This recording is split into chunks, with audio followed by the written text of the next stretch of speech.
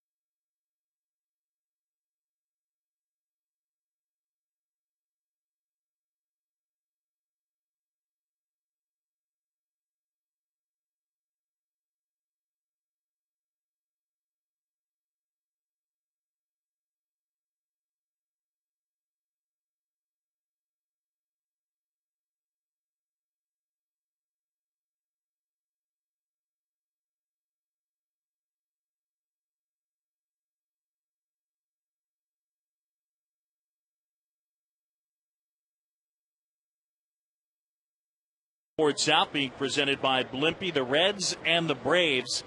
It is game one of a quick 3-game set, and Derek Lowe gets the call. D. Lowe making start number 29 as we are set for action. And the first pitch of the game is in for a strike. We are underway.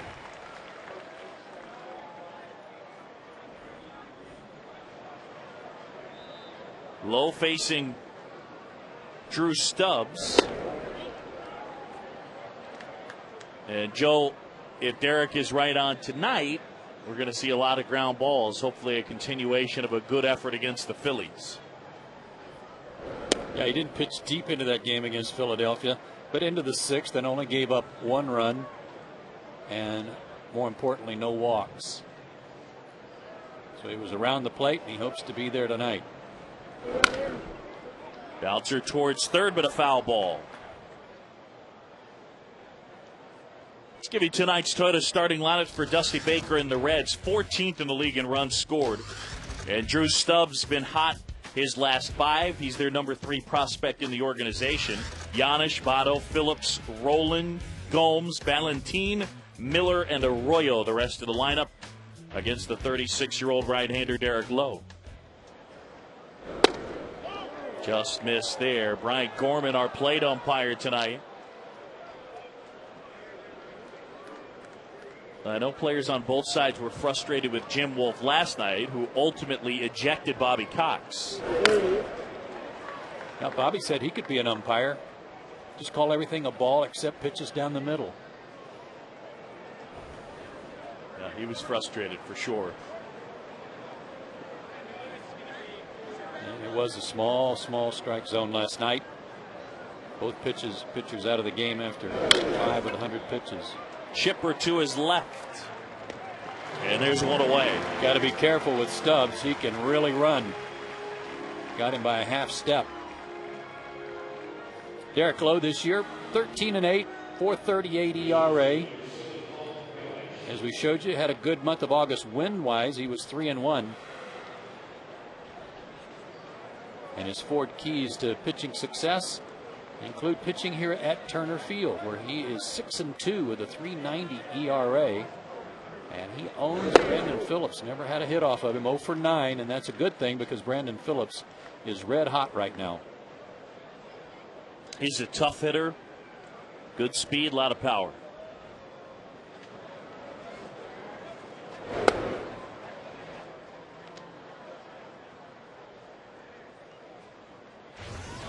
That pregame graphic, though, we talked about the Phillies missing so many players during the year. They've had their opening day, projected opening day lineup out there 10 times all year. Hit on the ground out to short. Yunel Escobar, 2 up, 2 down. And before Joey Votto comes up to hit, a look at the Braves defense. Infante, Church, and Diaz left to right in the outfield as Anderson gets the night off. Jones, Escobar, Prado, and LaRoche third to first. And Lowe will work with Brian McCann.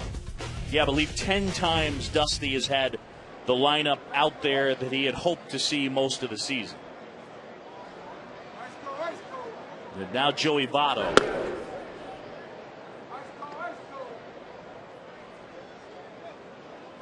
Votto, who had a really good rookie season last year and has been very productive again this season. But has been not so good lately. 1 for his last 18, 8 for his last 34. It's cost him some points on his batting average. He spent some time on the DL, but not for physical reasons, right? No, it dealt with anxiety and panic attacks. He actually checked himself into a hospital in Cincinnati one time while they were on the road. And 3 different times he had panic attacks, once in San Diego and Cincinnati, and then in Milwaukee. In the air left field, Infante, he's got it, and Derek Lowe gets him quickly. 1, 2, 3. We'll go to the bottom of the first. The Braves coming up to hit.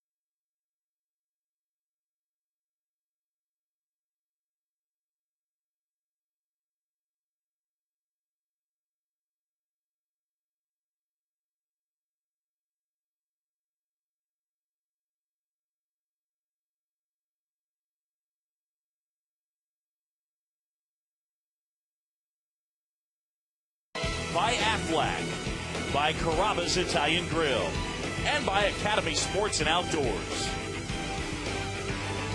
Back here in Atlanta, an absolutely gorgeous night. And the Braves coming up to hit against Bronson Arroyo. Diaz, Prado, and Jones against the 32-year-old right-hander. Born in Key West, Florida, resides in Brooksville, Florida. And Diaz continues his hot hitting, whacking that one into right field.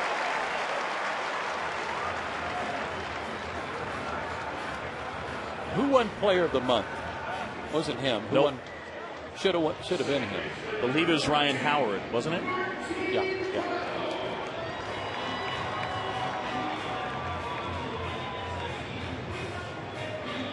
So man at first and nobody out, and Prado coming up to the plate.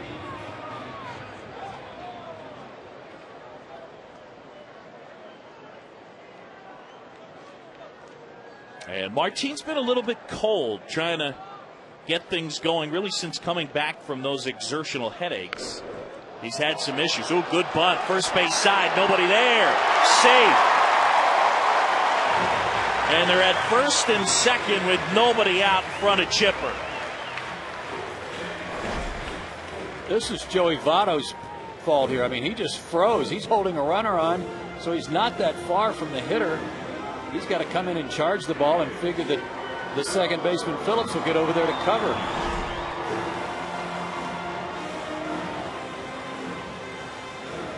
So first and second with nobody out. The Braves getting after it right away. Getting after Bronson Arroyo. And here's Chipper Jones. A night after facing a guy that he's beat up pretty good in Ricky Nolasco, he faces Bronson Arroyo, who he's had a lot of success against. And there's a strike.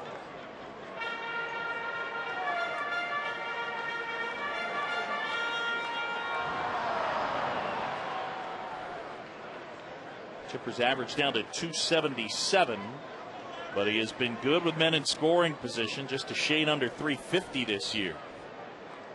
And Arroyo wants Miller to go through the signs. Well, his keys to success tonight include Chipper. Keep it in the yard, of course, but get the first two guys and keep them off base in front of Chipper. Hasn't done that so far, has he? We had to get that in there in a hurry. Yeah, quickly. Diaz at second with Prado at first.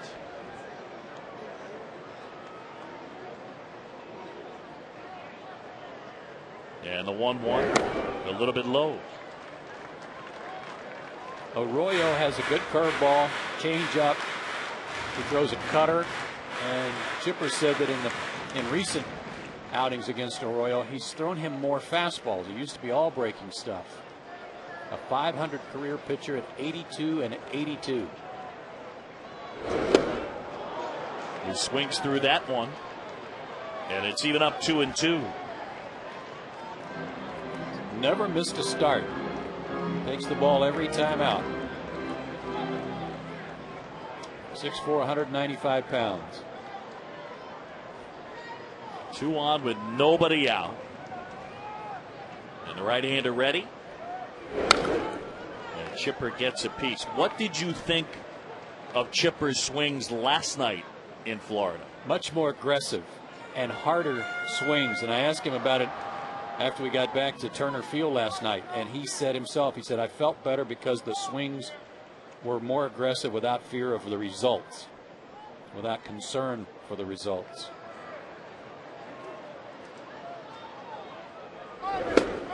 Good eye right there. A high changeup. Well, maybe in the fastball, actually.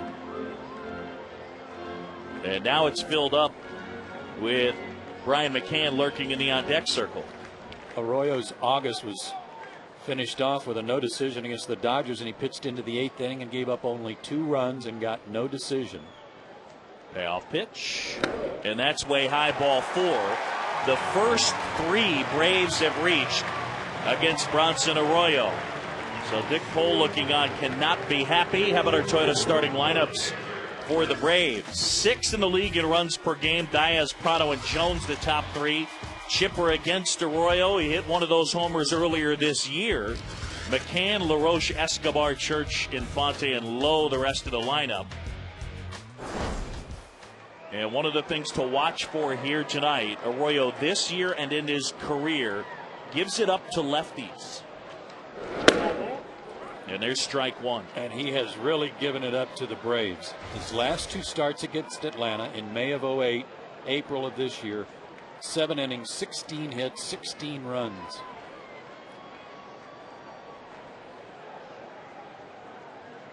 Oh, 1 to Bryan. And a good eye.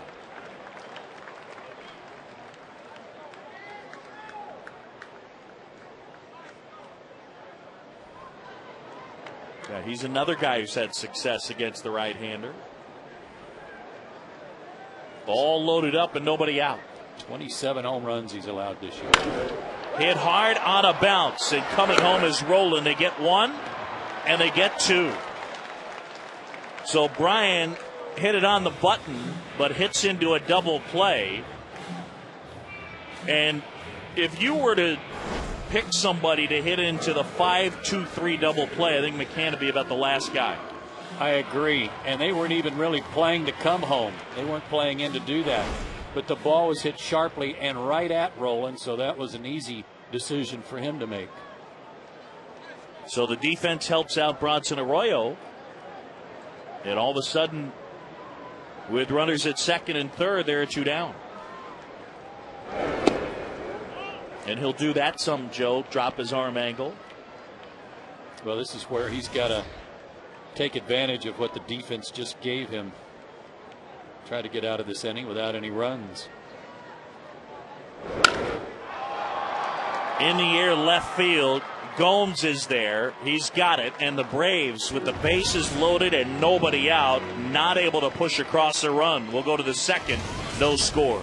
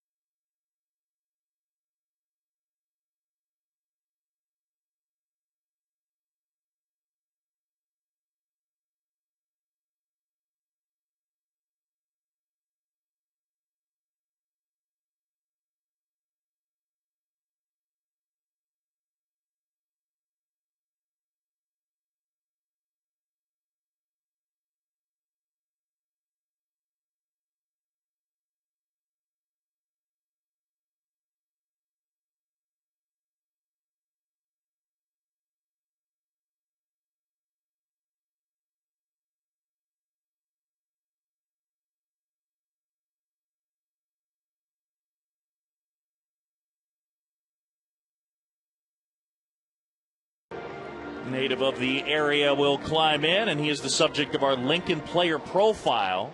Look how hot he's been, Joe. Out of Redan High School, very athletic family, and he has been their hottest hitter in recent days. 14 for his last 25 over his last 7 games. Very Matt Diaz-like. So Phillips climbs in. No, they traded away Alex Gonzalez, and Paul Janisch has been playing shortstop. However, when Brandon Phillips first was coming up, he came up as a shortstop, and there was, for a very brief period of time, at least questions asked, would they think about moving him back to shortstop? And they're not going to do that. Chip around the backhand, long throw, nice play. You won a Gold Glove last year at second base. I don't think you want to mess with that. And you're getting serious production at that spot. Right. Just lock it in.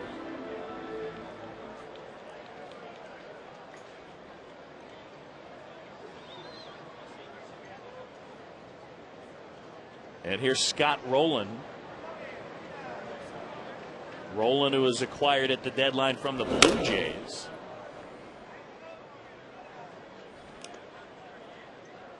That's a good pickup for them. With his power in that ballpark, if his shoulder's okay, one that's bothered him for the last couple of years. Even at the deadline, it wasn't going to make a difference in their standings, I don't think, Boog. I'm not even sure the Reds believe that, but for next year, it could make a huge impact. Yeah, he'll make $11 million next year.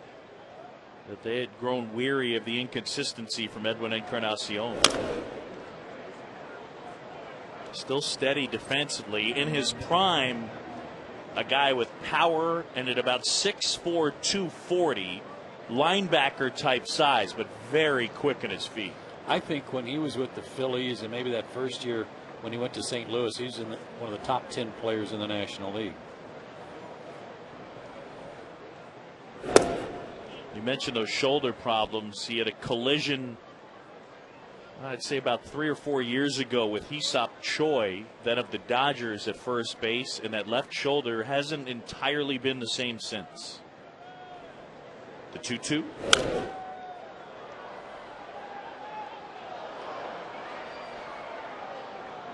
Great high school basketball player. We've told this story before. I believe he was going to come to Georgia to play basketball had he not signed with the Phillies. Yeah, native of Jasper, Indiana, Scott Rowland. The 2-2 towards third, and Chipper handles the chance, and one third baseman throws out another. And with 2 down before Johnny Gomes comes up to hit, it's time for a money and energy saving bright idea from Georgia Power. Look for the Energy Star label when buying new appliances. Go to georgiapower.com for more energy saving tips. Georgia Power, a Southern company. Non sequitur there. If you feel like going on to the Facebook page and joining Laser Baker's fan club, you can do that immediately. Talk about caulk.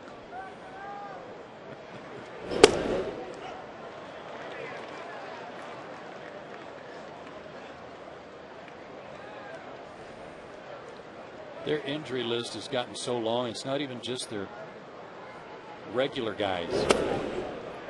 It's some of the guys that were on the bench that were backing up those regular guys. Tough year for Johnny B. Baker. There's a list of them, and among those I'm talking about Lance Nix, who was like a 4th outfielder for them. They got Willie Taveras to play center field, so he's out of there with a bad quad injury. Yeah, their center fielder, their right fielder, their starting catcher on there. Their backup catcher, Ryan Hannigan's on the disabled list.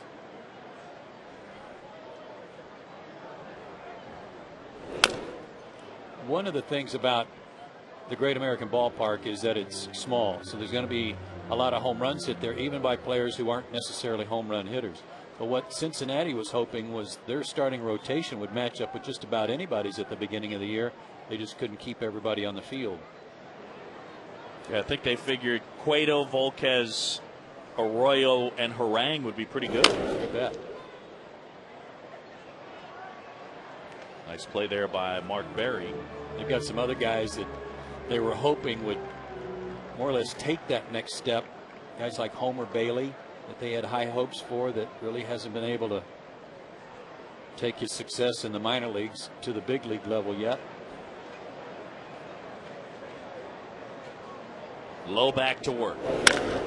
And that is well hit left center field, and forget it. Way back and out of here. Wow, was that crushed. Johnny Gomes, his 17th. And the Reds on the board. It's 1-0.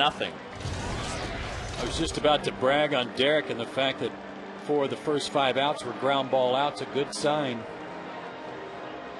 And on a 1-2 pitch, there was no doubt about that one. Fastball that was trying to dive down and in, but mostly just came right back to the barrel of his bat. Right into the happy zone.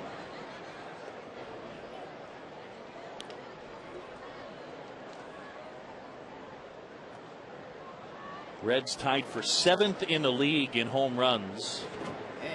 And they use one to take the lead early on. Here's Vladimir Valentin, who fouls one back.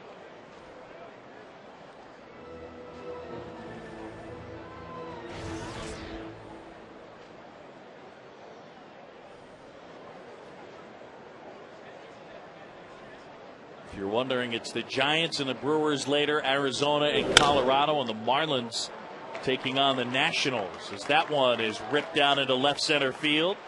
Valentin towards second, around second, gonna try for 3, and he's got it, a triple.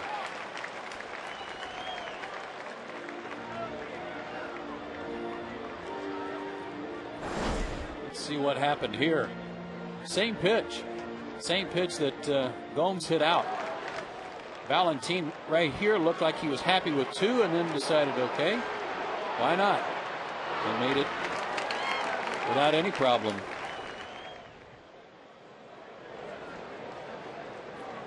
Must have gotten under that pitch a little bit, the way Derek responded to it. First big league triple for Vladimir Valentin, and now Corky Miller, former Brave. I mentioned both their catchers on the disabled list. Corky gets the start.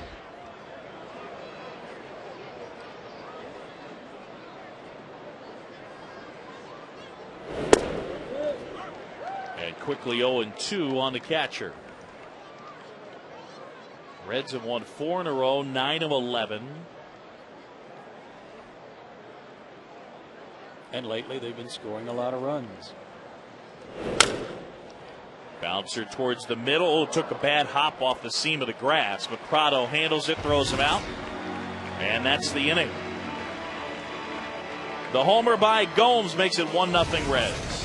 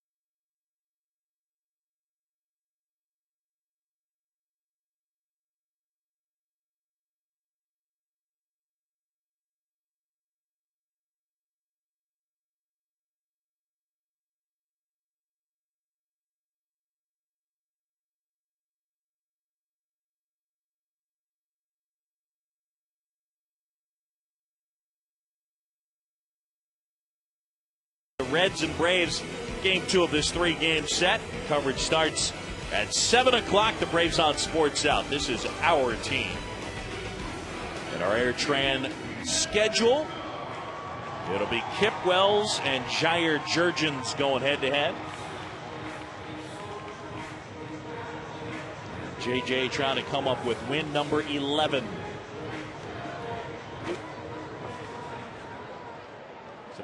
At 6:30.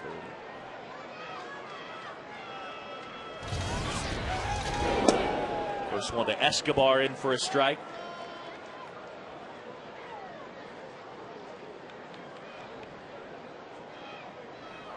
Escobar, Church, and Infante. Unell's been aggressive, swinging the bat well. Got some hits down in Florida. Seems to always hit well in Miami, his hometown now. Hot bat. Always drops it. Yeah, if you're trying to get out of the way of a pitch, Unell thinks if you get up, drop the bat, less weight to carry around. Now, the one thing I will say that is somewhat smart about it is less chance of a foul ball on a pitch you're trying to get out of the way of. I'm reaching. Okay. But he has been just smoking some baseballs. He is swinging the bat really well. Big, slow curveball in there for a strike, and it's 3-2. Bronson Arroyo with that very distinctive motion. High leg kick. And it's ball 4. So he's allowed 4 base runners already. But the Braves haven't been able to capitalize yet. Man aboard and nobody out for Ryan Church. He averages about 3 walks per 9 innings. It's not like he's a control artist, but it's unusual for him already to have walked 2, except that these are the Braves, and his numbers against Atlanta recently, as we told you, have not been good.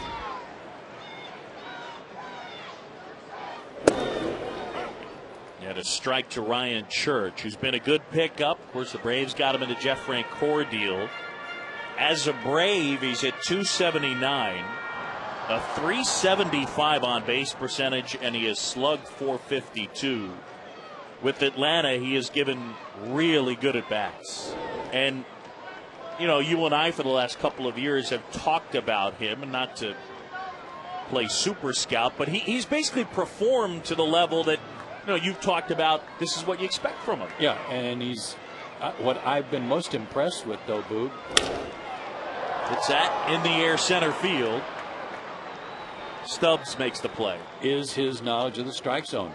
How he just does not swing at a lot of bad pitches and gets himself in good counts and capitalizes on it. Versatility as well to play all 3 outfield spots. So 1 down as Church flies out, and with a man at first, it'll be Omar Infante.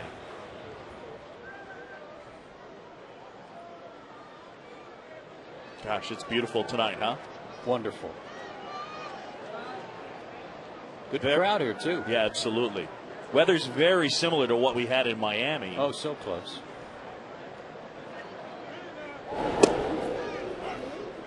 Game time temperature tonight, 80 degrees, much like it was in Florida, where it was 180. Oh.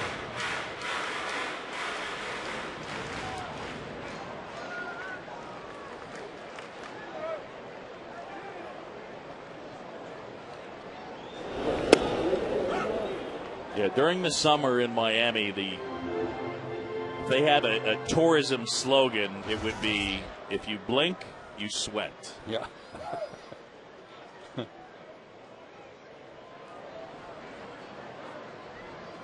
Arroyo quickly ahead of Infante.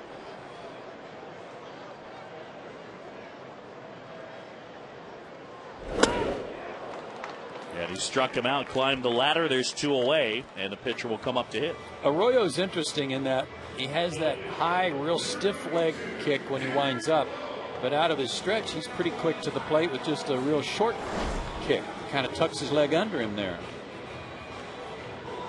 And elevated a fastball. Omar couldn't lay off. That's been a spot for Omar lately that they've picked on. Pitcher against pitcher now. And ball 1 to Derek Lowe. This is a big homestand, a quick homestand, but a big homestand for the Braves.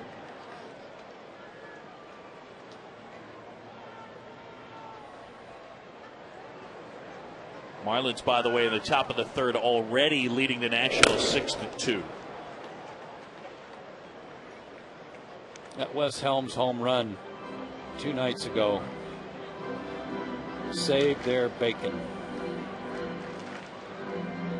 Got them fired up again, made them feel like they weren't out of it, and parlayed that into another win last night.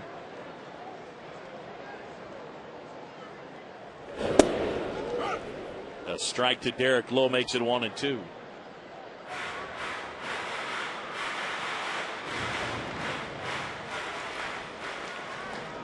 Lowe and Arroyo, these guys teammates on that 2004 team that won it all with the Red Sox. And a foul tip held on to by Miller, the strikeout. And Bronson Arroyo pitches around the leadoff walk. We go to the 3rd in Atlanta.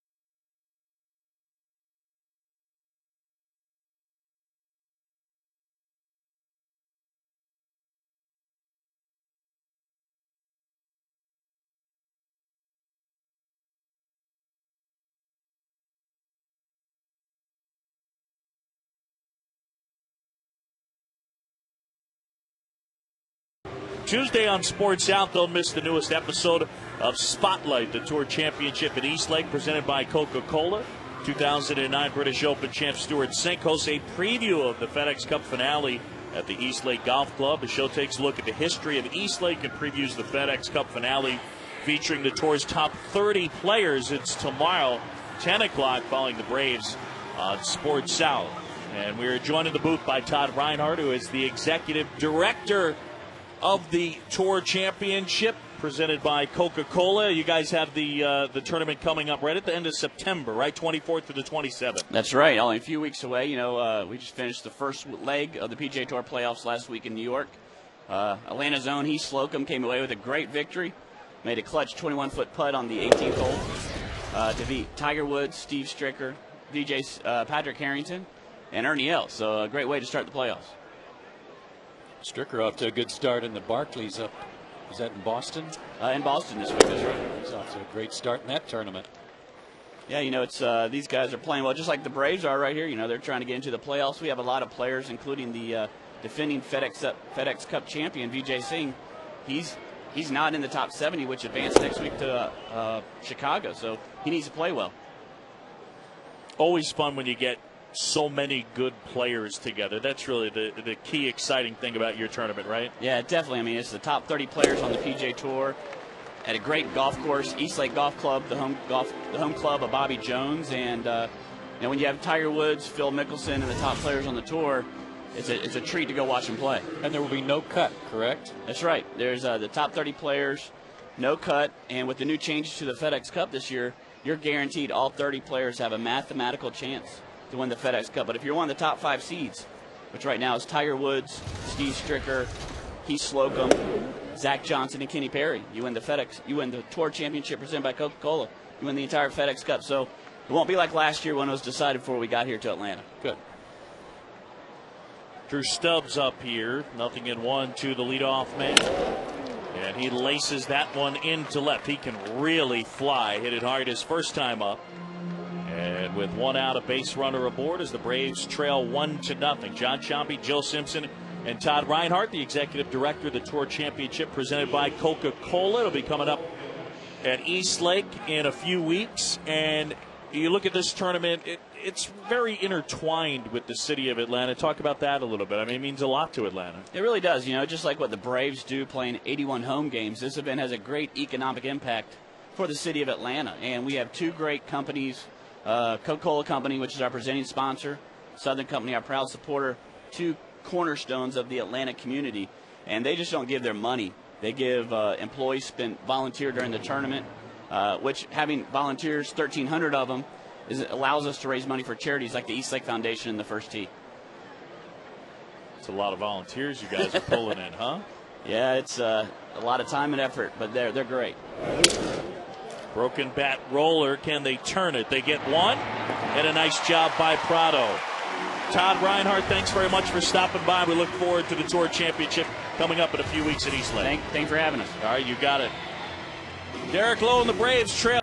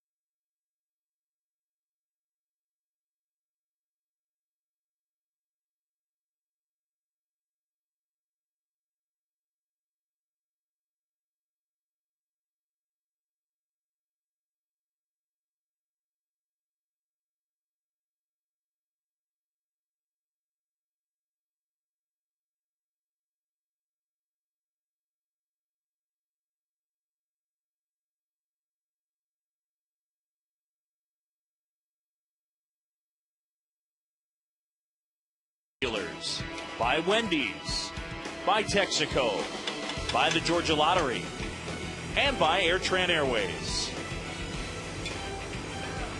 Oh, let's get some grub. That looks good, huh? Yeah, some grilled onions. Back here, Turner Field. Matt Dia has been grilling opposing pitchers. Lays into this one, but Valentin backs up. He's got a play, and 1 up and 1 down.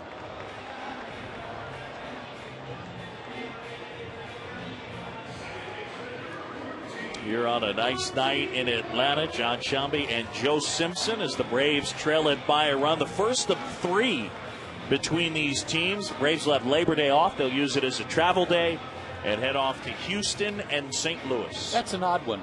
I mean, having been in baseball for so many years, I don't recall. I'm not sure that I ever remember an off day on Labor Day.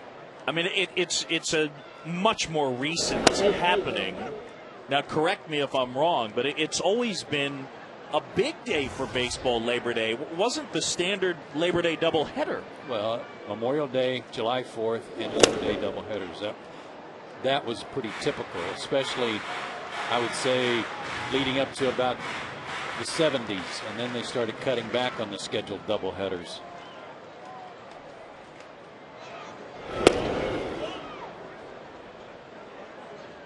And part of that was, you know, for financial reasons. More dates to have more games played instead of cramming 2 into 1. And I'm sure another part of it, the Players Association not liking doubleheaders. Well, and especially if you, at the end of the year, if you started getting some rainouts backed up into this time of the year and having one scheduled on Labor Day, that didn't help. Yeah.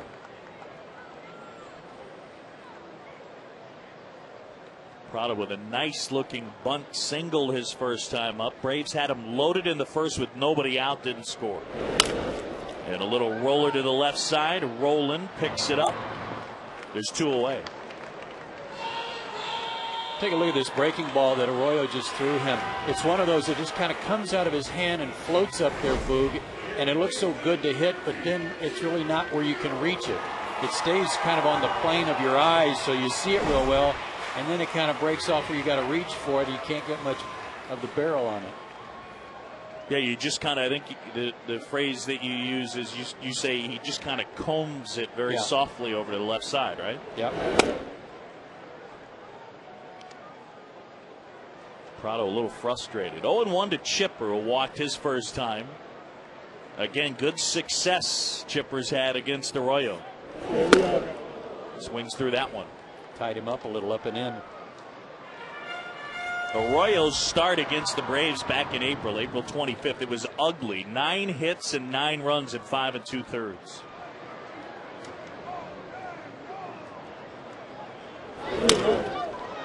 Change-up. He rolled over on it. Phillips charges, shovels to first. Nice play.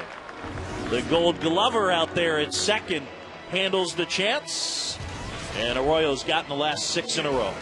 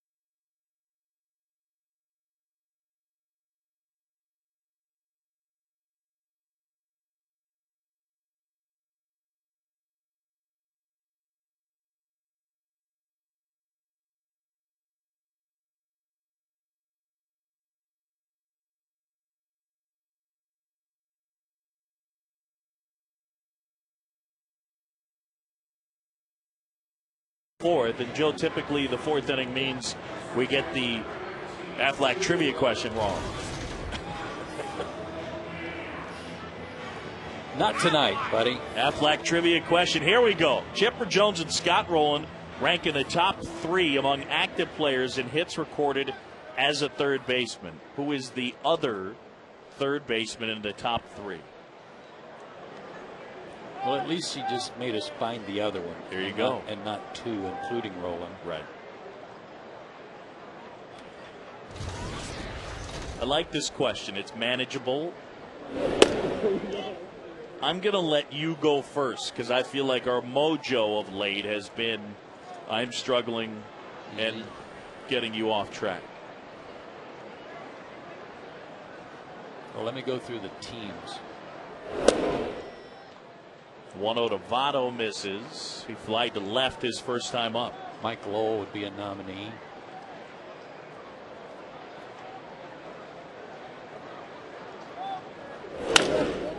Hit hard, but right at Prado. And there's one away. All right, now let me ask you a question. It's hits as a third baseman. Right. So Alex Rodriguez. I'm not sure he would. He might have accumulated enough since he's been with the Yankees to rank up there. I don't think he's got enough. Okay. Adrian Beltre.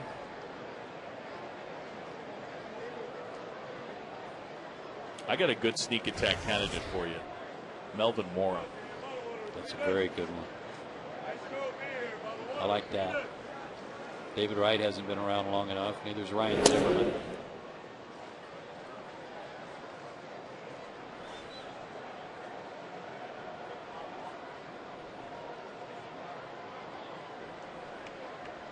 No, I like that.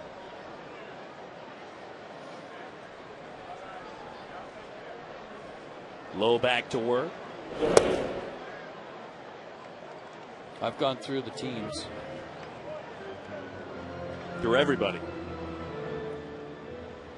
Among active players. Right. I've even tried to think of third basemen that have moved to first that might sneak up on us too. Phillips gets a piece. And 2-1 the count on the second baseman. When we saw the Phillies up in Philadelphia at the beginning of the road trip and saw Cliff Lee, we talked about that huge trade that Cleveland made for Bartolo Colon and how Cliff Lee and Brendan Phillips were part of it, along with Grady Sizemore. It's an amazing trade. And Lee Stevens. Couldn't get him to chase, and Lowe's behind 3-1. I mean, those are 3 elite players. Mm-hmm. And they were all minor leaguers compared to Lee Stevens, who was putting together some good years as a first baseman for the Expos, hitting a lot of homers. Phillips will take his base. It's a 1-out walk. And fans don't miss Labor Day weekend at Turner Field. Following the game on Sunday, September 6th, Matthew West will perform a live post-game concert presented by Mississippi College. The concert is free with tickets to the game. For more info, visit Braves.com/Matthew West. And that is 2 T's and 2 W's. That'll be fun.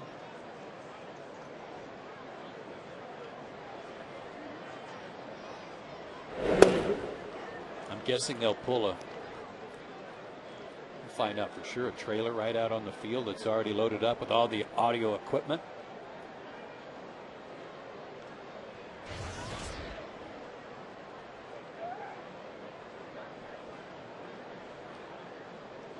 Phillips with good speed. He swiped 22. He's going. Throw to second. Little offline and safe.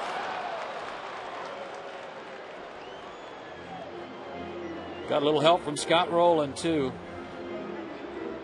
Watch Rowland swing at this pitch. It's nowhere near a strike, but just to keep Brian McCann from coming out too soon to get that ball, that pitch. It may have caused Brian to be a little off the mark. Yeah, I think a good throw gets him there. Mm-hmm. So Phillips with his 23rd. What was he doing there? Was he wiping his hands on the grass? 23, by the way, tied for 9th in the NL in stolen bases. So a man in scoring position. Might be a little dew on the grass. We like to call that Bobby Dews here at Turner Field.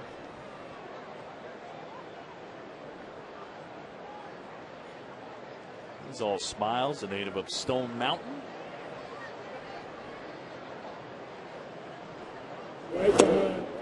Got him to chase, rolling down on strikes, and there's 2 away.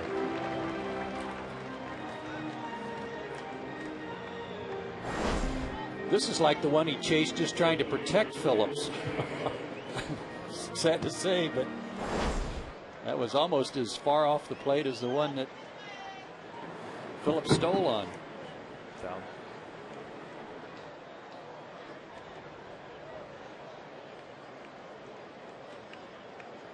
Gomes a solo homer his first time. They had a pickoff play on. You know, if that ball landed on the walkway up there that separates the field level from the terrace level, out over Kid Nichols in deep left center.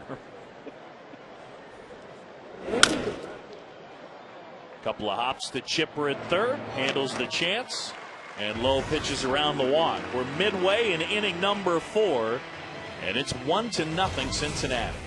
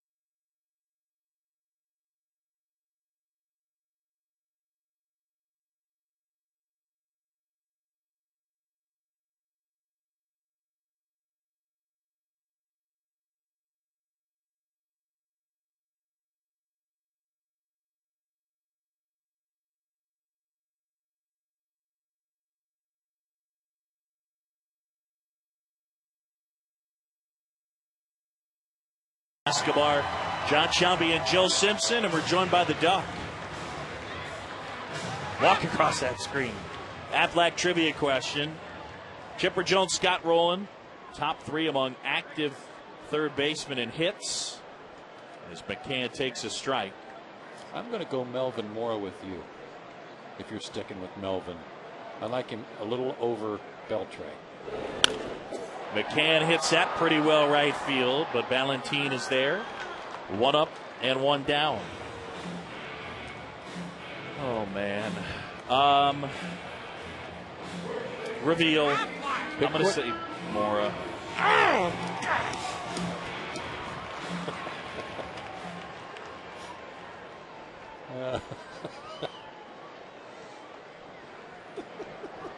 It's worth getting it wrong just to watch your reactions more than anything else. I thought you're going to strangle yourself on your headphone cord. You can't get it right.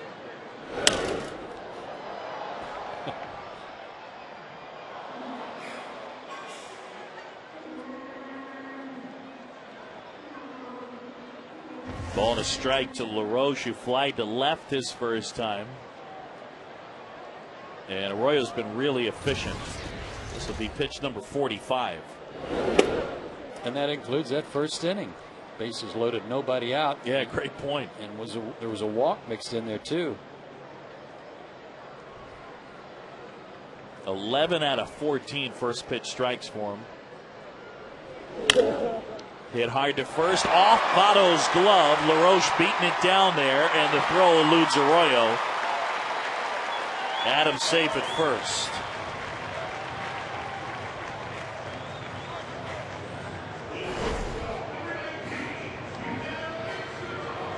That was literally a boot. He put the glove down, but I think the ball actually hit his foot. And it is an E3. That is Votto's 9th. So the native of Canada with a kick save and a beauty.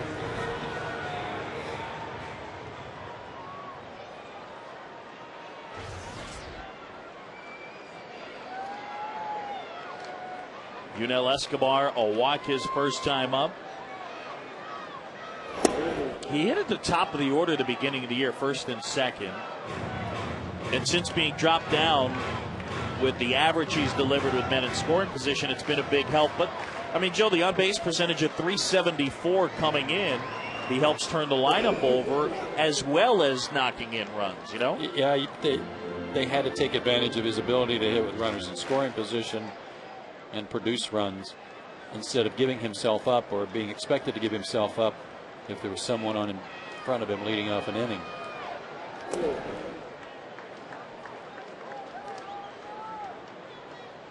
We had Laser Baker look it up along with those stellar numbers. He's not just doing it with the bat. Yunel Escobar has made one error in his last 52 games. That's amazing. Great improvement.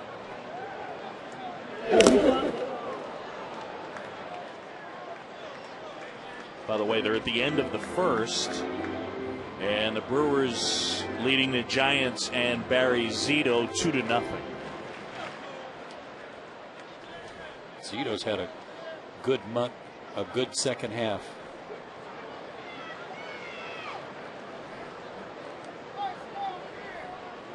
One out, man aboard. And that one off the back of Bronson Arroyo. Picks it up, throws to first. I think that hit Escobar. LaRoche to third.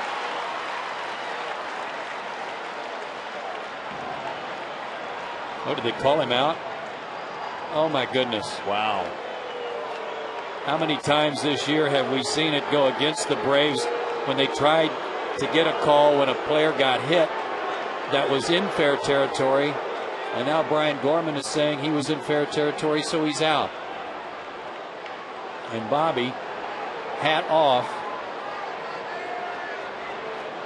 pleading Escobar's case. Both trainers out. Yeah, two trainers are out, and Bobby's been tossed.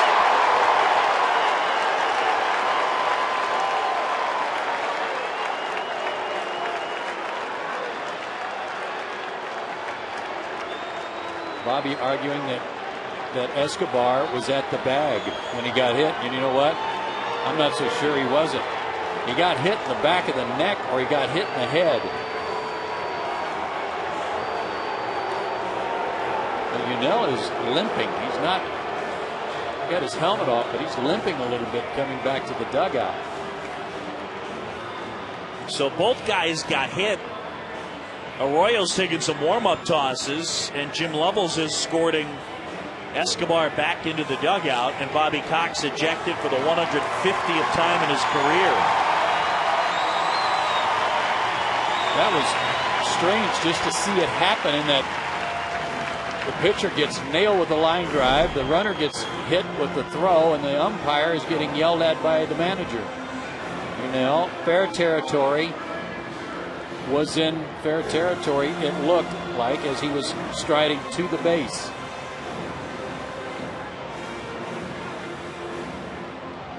He did get hit in the back of the head before he got to the bag.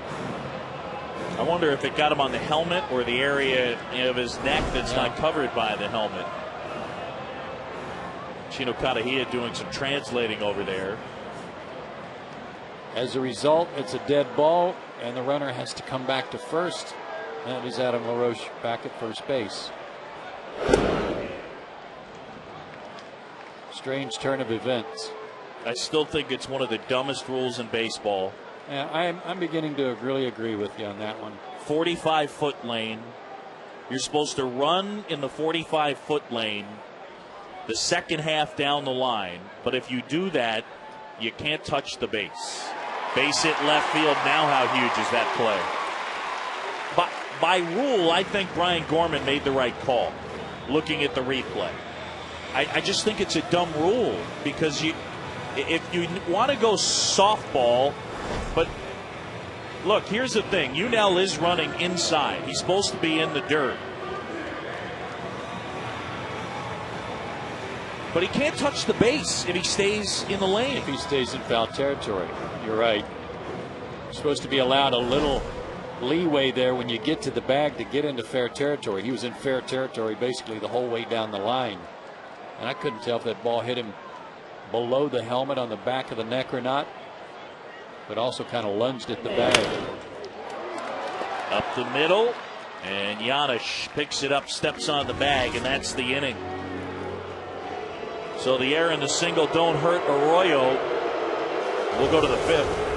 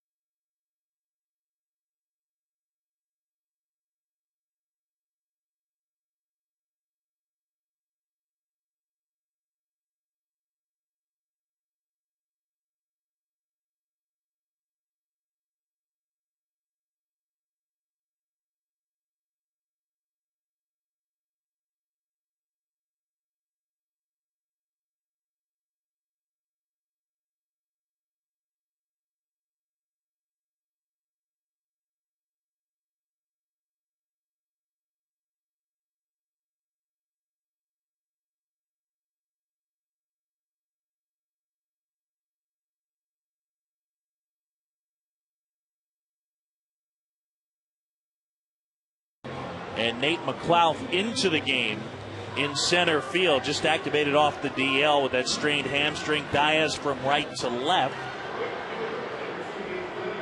And Ryan Church from center to right field. And the new shortstop will be Omar Infante.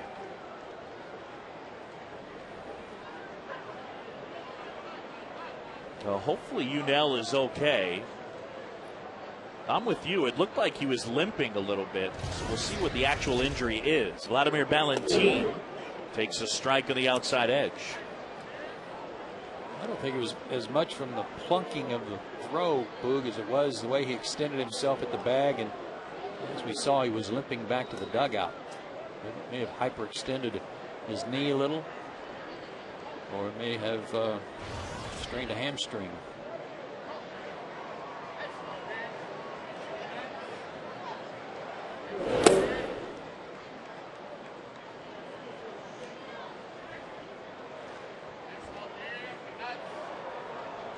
Derek Lowe's thrown 57 pitches. He's been around the strike zone tonight and made the mistake to Gomes. And that one ripped towards the corner. Fair ball. Diaz over to get it. And Valentin A triple his first time up, a double this time up.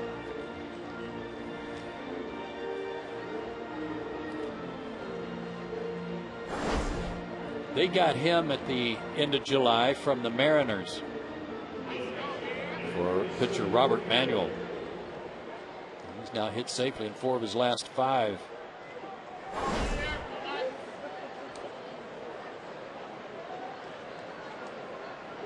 And now it's Corky Miller. Braves down a run.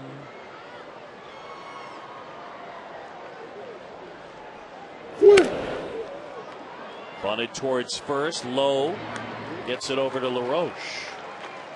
You don't see that every day. The catcher bunting to bring the pitcher to the plate. So one down man at third. It's the VCast Music with Rhapsody Know Your Music inning from Verizon Wireless. The Braves player listens to Lincoln Park on his wireless phone. Stick around, we'll tell you in the bottom of the inning.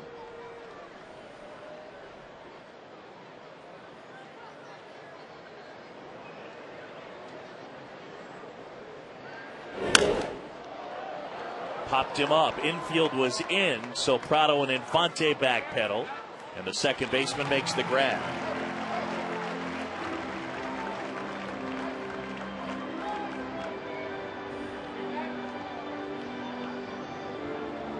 Let's take another look at that play at first base, Boog, and watch Escobar as he got to the bag. Ignore everything else, but watch his lunge for the bag here and how he hit the base. And was really extended over that right leg and may have, really his leg kind of hit the bag hard, may have hyperextended it a little bit. Drew Stubbs now up for the third time. He's grounded out single.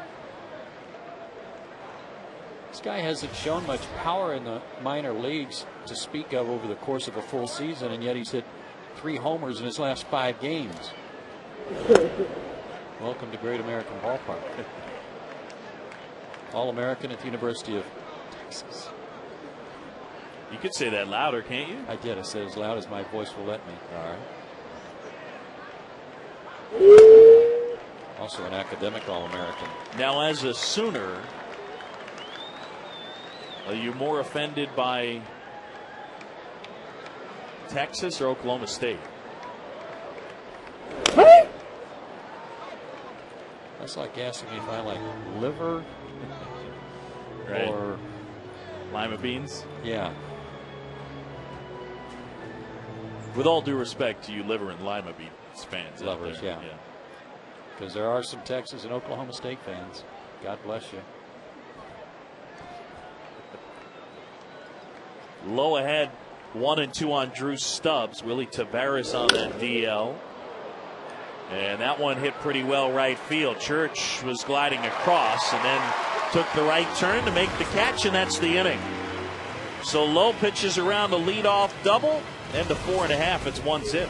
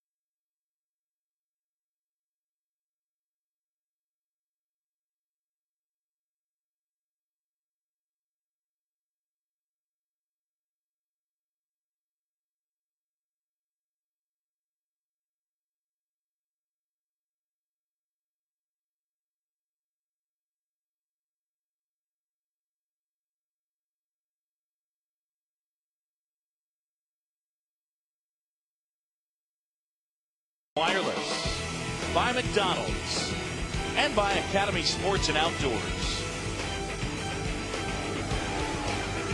Back here in Atlanta, we go to the bottom of the fifth. Well, all right. How we doing all the way from London?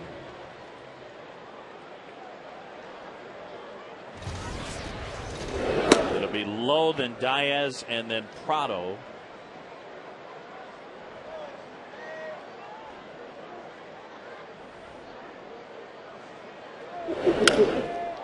And Derek reaches out, pokes that into center field.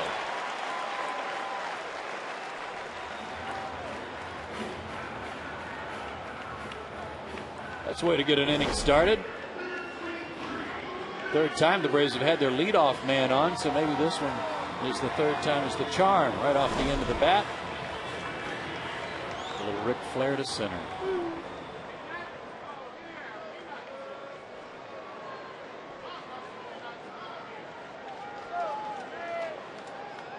Matty Diaz 1 out of 2. And the first time he's taken the first pitch tonight.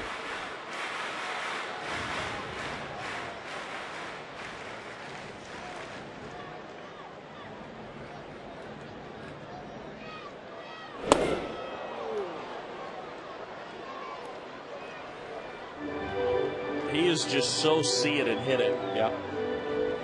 Yeah, you can't even criticize the fact that one almost hit him in the kneecap, and he was swinging at it because he might get another one and hit a double.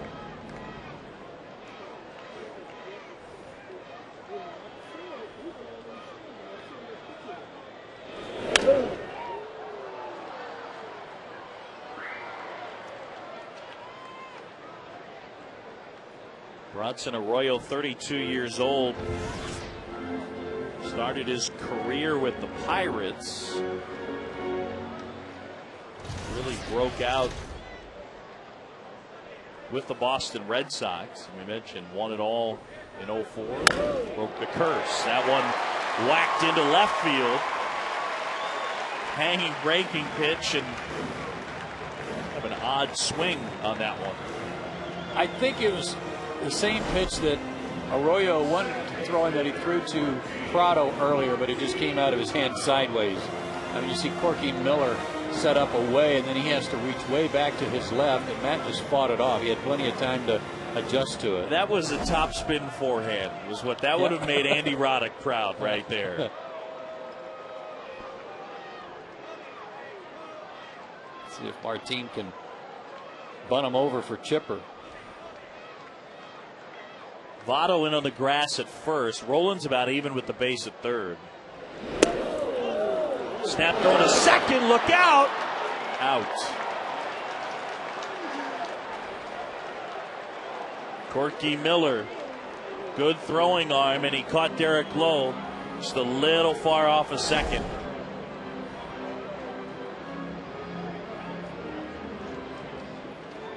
That was relatively easy for Corky.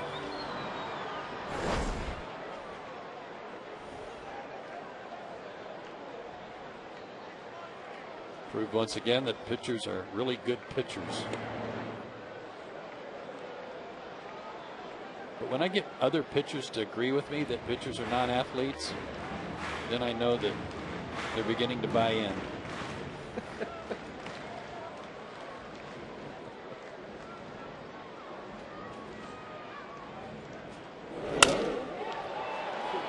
Right field, Ballantine calls it in just shy of the track. And before Chipper comes up, the VCast music with Rhapsody. Know your music getting from Verizon Wireless. We asked you earlier which Braves player listens to Linkin Park on his wireless phone. Go Tommy Hanson on this one. All right. Brooks Conrad.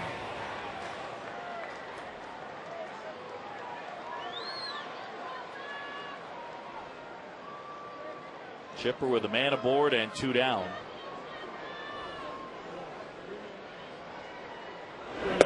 Arroyo got him reaching after a changeup his last time up and just rolled it over to Brandon Phillips.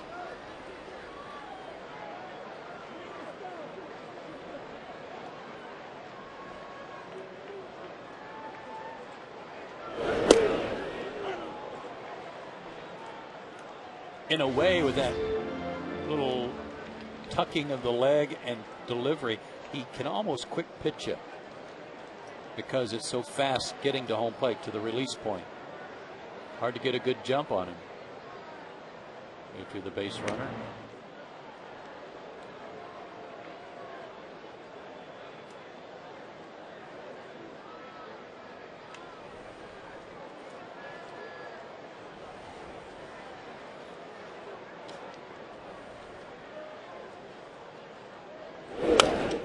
Talked about him kind of really finding himself when he was in Boston, but he's one of those guys that's rather perplexing.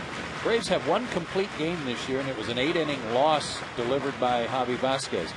This guy alone has thrown 3 complete games this year. 2 of them were shutouts. 4-hit shutout against the Mets, beat them 3-0. A 2-hit shutout against Washington, and beat them 7-0. The other one was a 5-hitter against Houston, and he won that one 6-1. So there are some real gems he can suddenly lay on you, in addition to those games like he had against Atlanta. Well, he gets deep into games, he more than likely will throw 200 innings for the 5th straight year. Since he was acquired by the Reds prior to the '06 season, he ranks 1st in the major leagues in starts and 5th in innings pitched. Wow.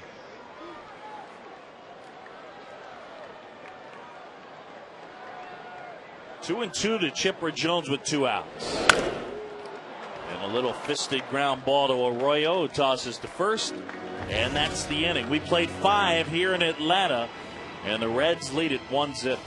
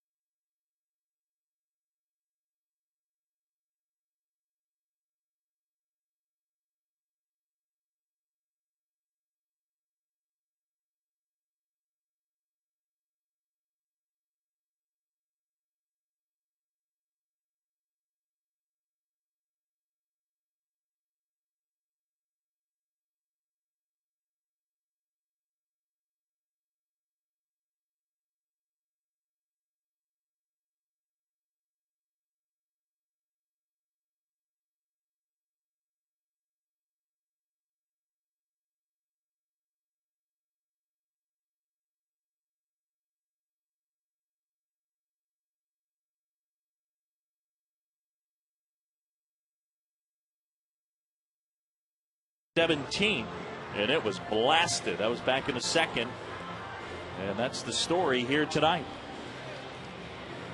Hey, look who's in the house. Talk about Dukes of Hazzard. John Schneider on the right, Catherine Bach on the left, the original Daisy Duke. And was John Schneider Luke or Bo? Bo. Okay. Glad to have him at the ballpark. Absolutely. I want to sing the song. Catherine's still hotter than a dancing bobcat.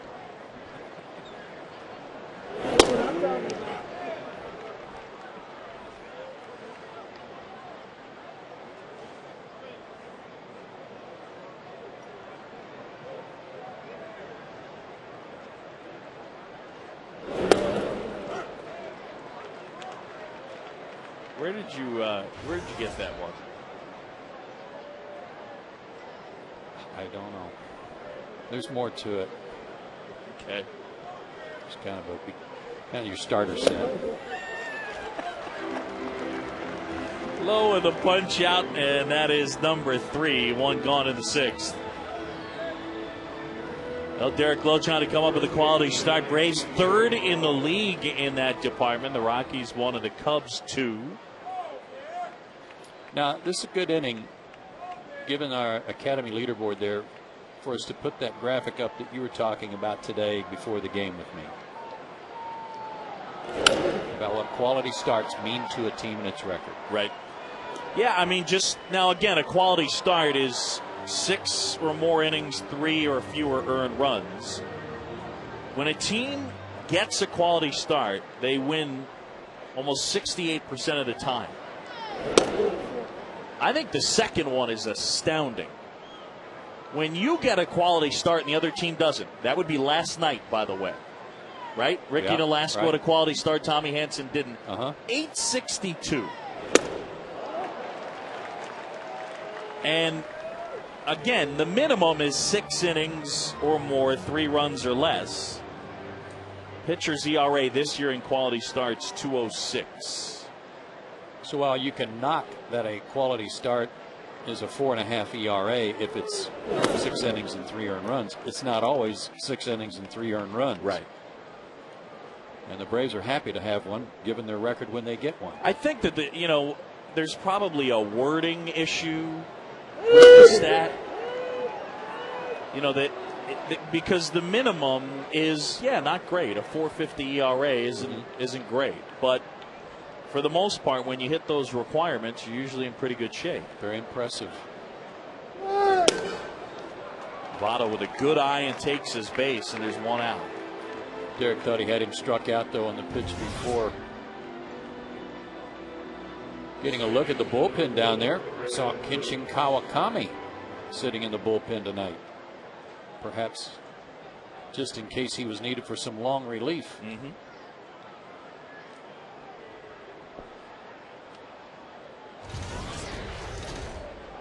Dangerous hitter now. Phillips 0 for 1. He's walked and stolen a base.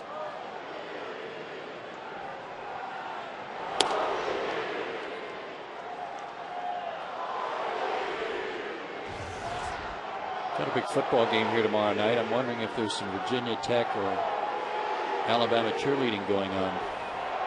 I think you're right.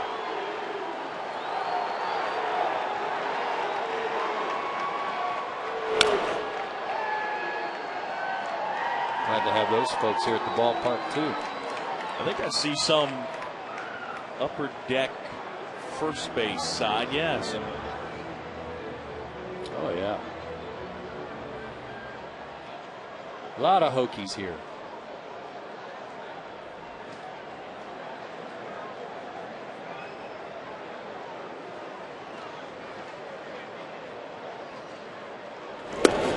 Frank Beamer's done a great job with that program.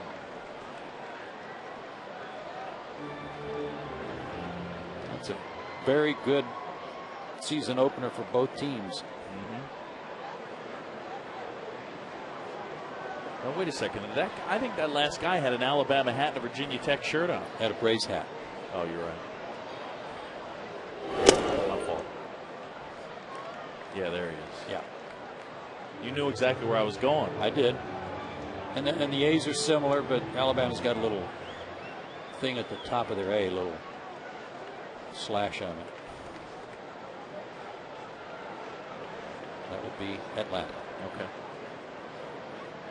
Not Alabama. Nope.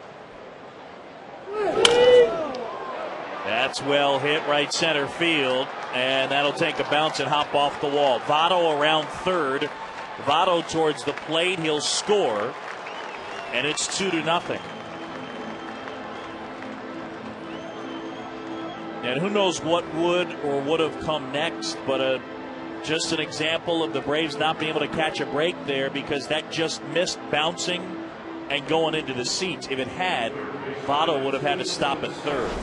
First career hit for Phillips, too, against Derek Lowe, and it just happened to also come when Votto is running on the pitch. So you're right, the ball bounced a little too close to the fence to have a chance to bounce out. 85 RBIs. Good player for Phillips. And now Rolen, who's 0 for 2. Line drive, base hit center field. And Phillips around third. McLeod, the throw to the plate, too late. And it's 3-0.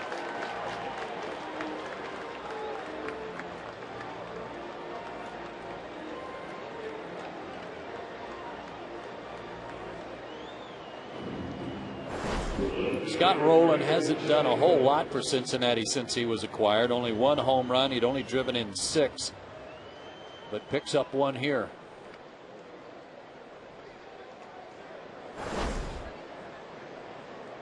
So an inning that started with a strikeout. Giannis looked bad, and it looked like Votto was struck out on a 2-2 pitch. Didn't get the call. He walks and sets it all off.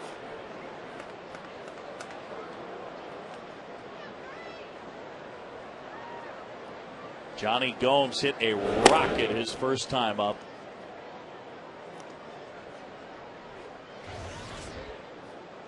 That solo homer, his 17th. He was part of that Tampa Bay team that went to the World Series last year.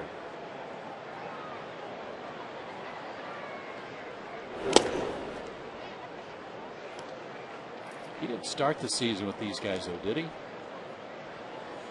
Am I mistaken? I think he did. Did he?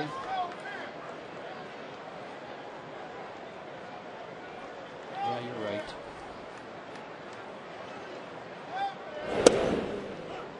Good pitch.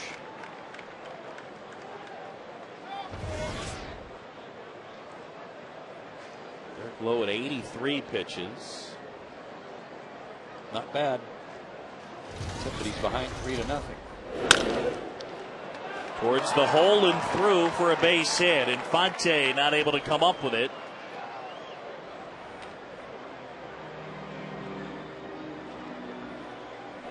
So Gomes with his second hit of the night. And now Lowe's going to have to deal with a guy who's giving him fits. Yeah, I'm balancing with a triple and a double, but this is eerily similar to the big innings that the Marlins hung on the Braves in the 6th inning the last 2 nights, where they put a bunch of hits back to back.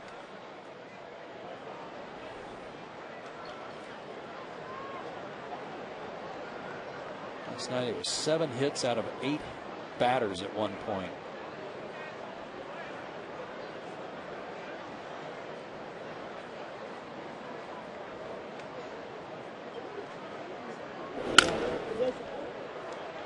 Chipper, nice play, and a double play.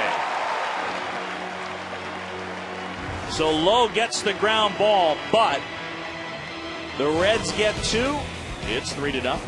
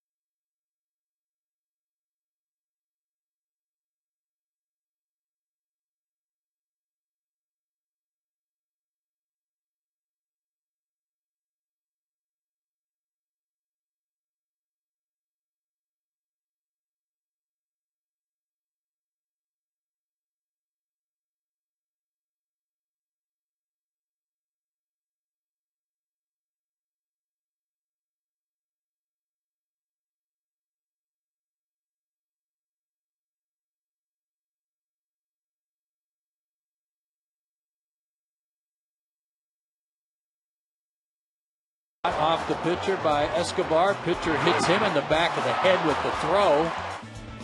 Right there.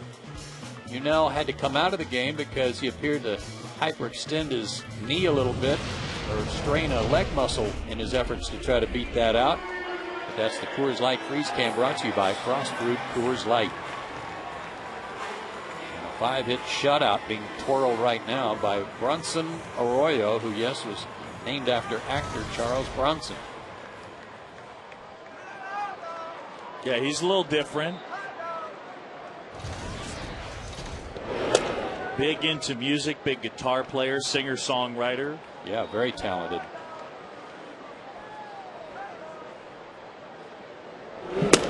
Actually was dealing in spring training with carpal tunnel syndrome from playing his guitar. Had to stop playing the guitar because it was bothering his hand a lot.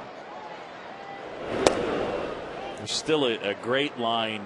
Former Brave Kent Merker was on the Reds when they acquired Bronson Arroyo and had the best line. He said, "Our karaoke team just got better." Line drive caught by Rowland, and there's one down. Braves have hit some balls hard tonight. They've hit some balls deep, but not deep enough.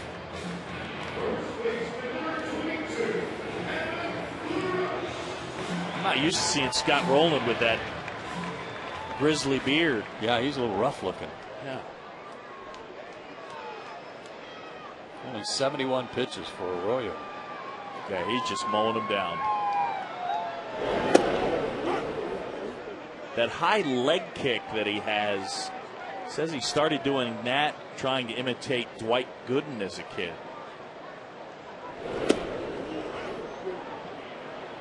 And it's not, I mean, Gooden had a high leg kick. It doesn't really remind me of Gooden's leg kick. It doesn't remind me of anyone, really.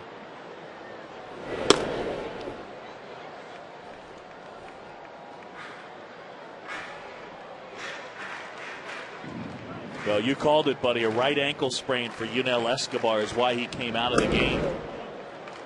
They just announced it. So even though he got hit either in the back of the head or the back of the neck, it was striking the base, lunging, as you saw him hobbling.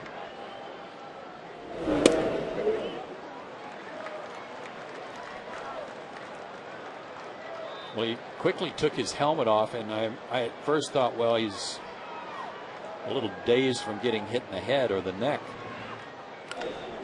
That was only until I saw him limping.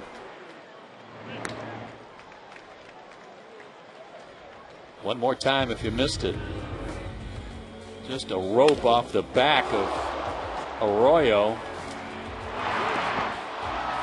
And then the lunge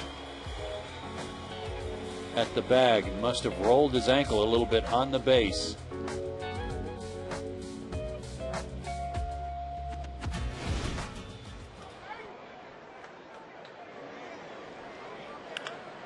Nate McLouth gets into this one. Deep right field. Out of here. Welcome back, Nate McLouth.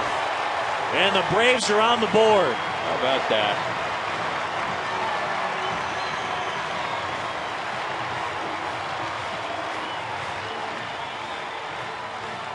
There are some pitchers who pitched to Nate down at Rome and got him out who were going, he did what?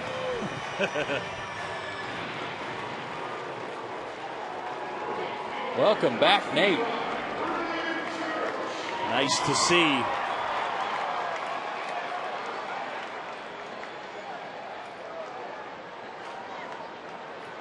Hadn't played since the 15th of August, Nate McLouth. Our Georgia Lottery hitting the jackpot. Might have been a changeup. Top hand came off the bat right away, but it jumped. Yeah.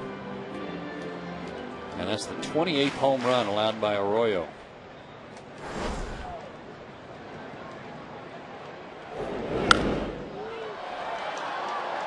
Popped up, foul ground, Votto and Corky Miller.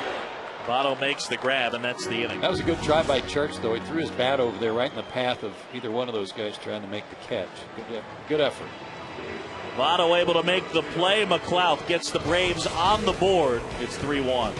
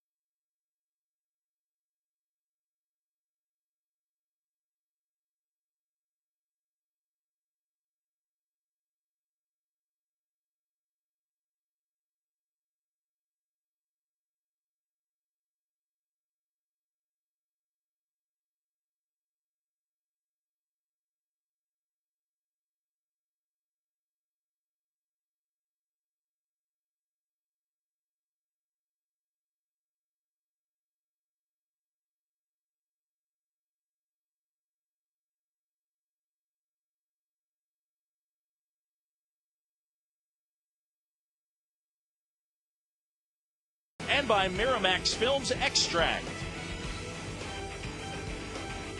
Back here in Atlanta. And the Reds leading this one 3-1. Derek Lowe back to work. And Corky Miller grounds one foul. Good to see Corky.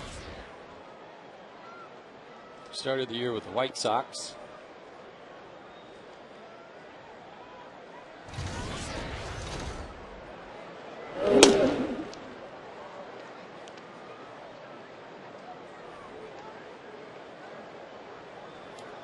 It's another one of those backup catchers that is always very humorous. Very.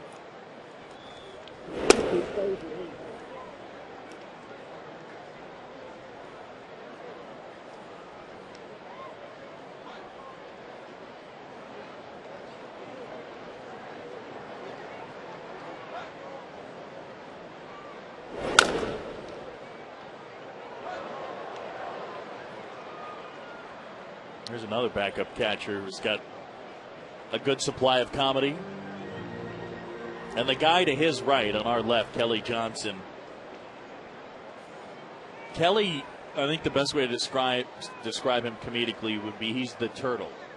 Mm-hmm. On a bounce, nice play, Prado. Off balance, good stretch, and one away. And Martin Prado delivering a fine defensive play. Our Wendy's way better play of the game. Second time tonight he's robbed Corky Miller. You might remember one that Corky hit up the middle his first time up that hit the edge of the grass and almost shot by Prado for a base hit, and a run would have delivered a run. But you're right, a way better play there by Martin. I was saying about Kelly Johnson. Kelly's the guy, and I ran this theory by him, and he said, yeah, that he agrees with it. If there are four guys talking and he's in the group, he's the one not talking. And they're all sitting there jabbing at each other, and then it'll get quiet, and then Kelly will poke his head out of his shell and drop his little bomb out of nowhere. He'll fire the salvo, and then he's gone. And then he's gone. Mm-hmm. And then he retreats.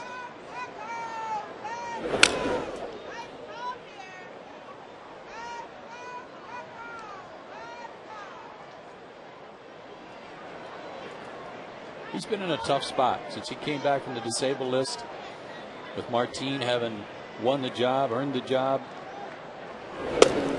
Kelly's at-bats have been few and far between, and it's very hard to stay sharp. He's an important part of the ball club. Great speed, good base runner, probably the best base runner on the team. Trying to exercise patience after what has been a very trying year for him.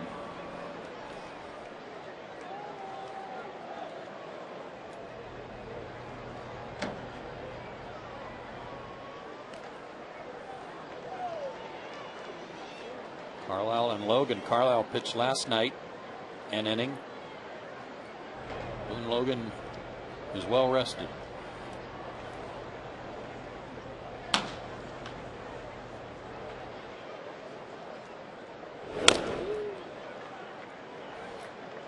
Drew Stubbs 1 out of 3. He is singled. He's also grounded out and flied to right. Underway in Colorado. And the Diamondbacks and Rockies are scoreless in the 4th. Top half, Milwaukee leading San Francisco 2-zip. Lowe able to get Stubbs. And that's the inning. Midway in the 7th, it is time to stretch. Reds lead.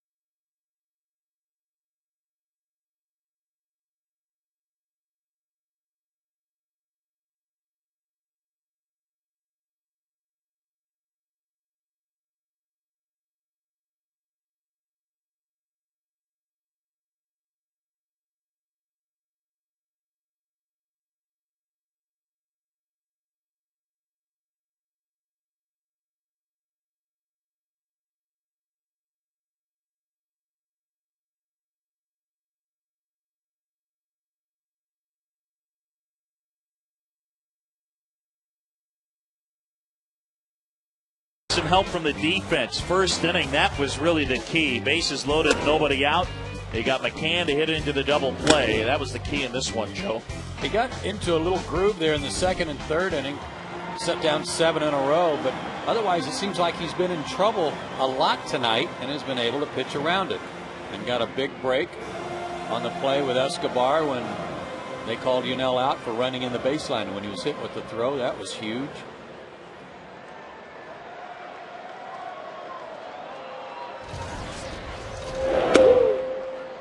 Pitch a little high. I mean, look, right now he's at 81 pitches, so it may end up being a moot point. But one of the things that the Reds have this year, and for the most part have had, is a decent bullpen. And this year is no exception. As a team, they ranked 10th in ERA, 4.38, 12th in starters ERA, but 3rd in bullpen ERA. They've got some good arms down there too, highlighted by their closer Cordero.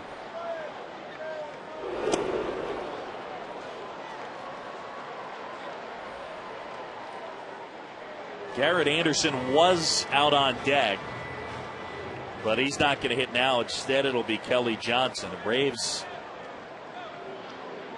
with only 8 outs left, got to figure out a way to muster something against this guy. It seems like whenever he runs into some problems, home runs are a big ingredient to the problem. Yeah, either side too. It's not just one, not just lefties or righties. Left-handers now with 15 homers on the season. Right-handers 13. And pitches in a ballpark where there's going to be a lot of home runs. It's just so important there when he's pitching in his home ballpark not to have extra base runners on when he gives up the homers.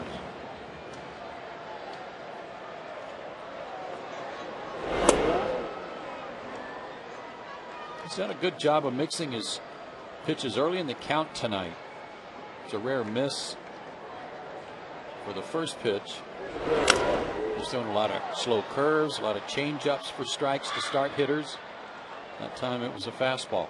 He got chipper last time up with a good cutter that moved right in on his hands and just burned him.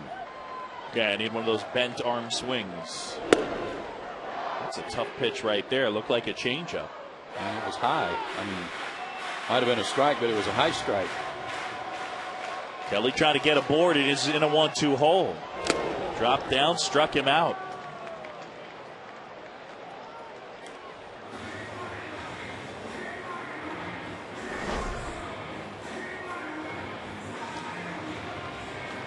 That pitch was there. That was belt high.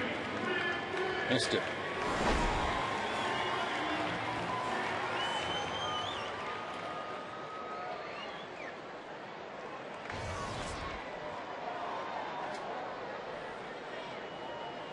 And now Matt Diaz. That one missed inside. Running out of outs though here.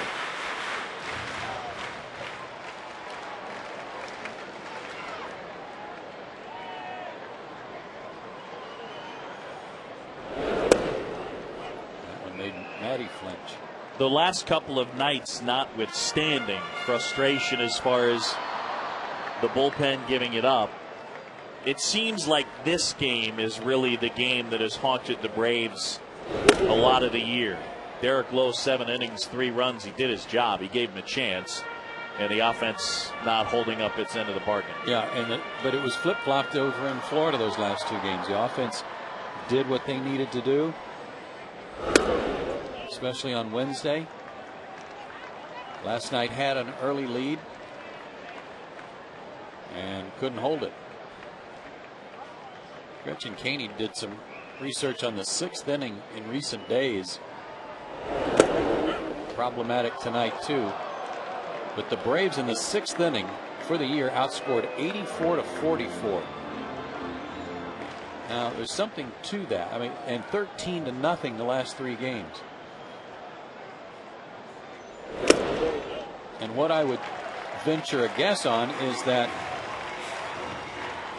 with pitchers these days working around a 100 pitch count or so, how many times have we seen guys get to that mark and see their stuff fall off a little bit, and because they've had to throw a lot of pitches early, they get to the 5th or 6th inning and their stuff kind of wanes. I would say it's that, and then the combo is this. In your bullpen, what do you usually have? You usually have a 7th inning guy, an 8th inning guy, and a 9th inning guy. Yeah. For the most part, the guy that teams bring in back of the starter in the 6th is usually going to be like the 11th guy on your staff. It's usually a long guy that's not needed for long relief tonight, but we need him for an inning. Right. Or that guy that you're talking about. And because of the reduced pitch allowances afforded starting pitchers these days, now you need a 6th inning guy now. Yeah. A couple of them, because it's almost every night. It's odd though, because the Braves have gotten innings from their starters. You know what I mean? Like it's something that, as opposed to other teams, you'd think wouldn't apply to the Braves as much.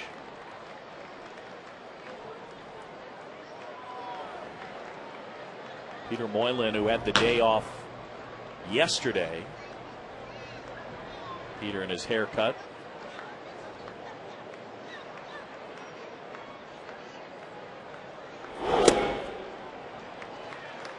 Martin Prado has had a rough time of it lately, and sometimes you can get an indication to a guy if his bat slowing down a little bit by where are his outs, and he's had a lot of fly ball outs and strikeouts in the last 3 to 4 or 5 days.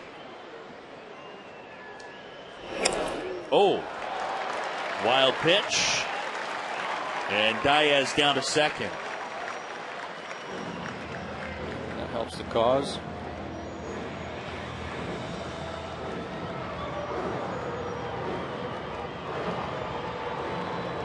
A lot of fly ball outs from a guy who has hit his share of home runs this year. Martin has 9. His veteran Arthur Rhodes getting loose suddenly for the Reds.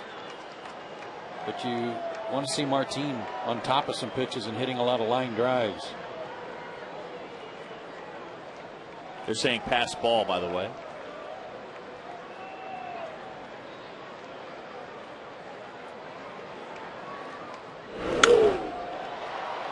In the air right field, playable. Valentin got it. And that's the inning. Braves just have not been able to muster a lot of offense. Trail 3-1.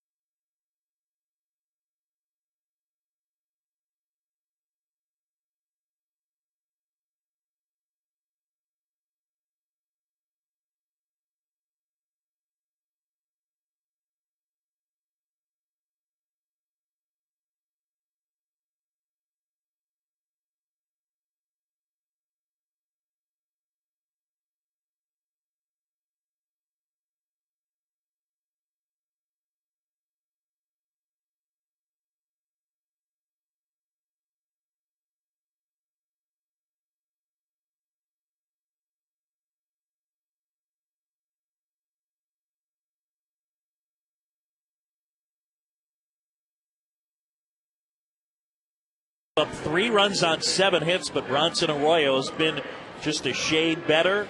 Nate McLouth putting the Braves on the board with a solo homer, just activated off the DL tonight. Yunel Escobar forced to leave the game in the 4th with a sprained ankle. The Reds got a solo homer in the 1st from Johnny Gomes, and then 2 more in the 6th. RBI double by Phillips and an RBI single by Scott Rowland. That's where we are, 3-1, top of the 8th.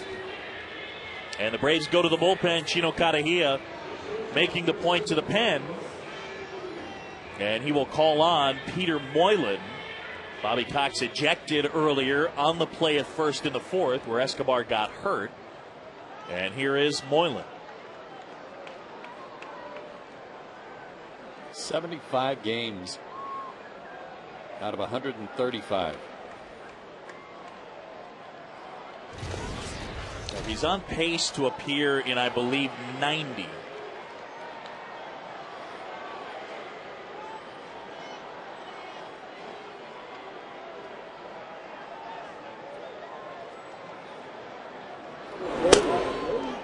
Does Mike Marshall still have the record for most appearances, or was that broken recently? That one year with the Dodgers, Marshall, I think it was like 105 games he was in. I think he still has it. In the air, left center field. Diaz racing over. Matt able to make the grab.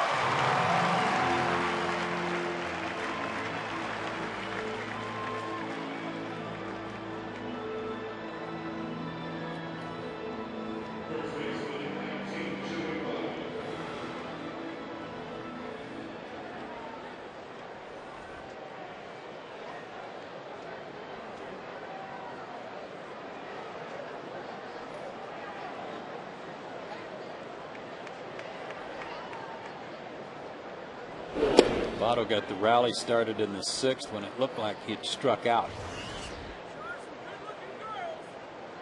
Eric Lowe didn't get the call, and then he eventually walked on the full count.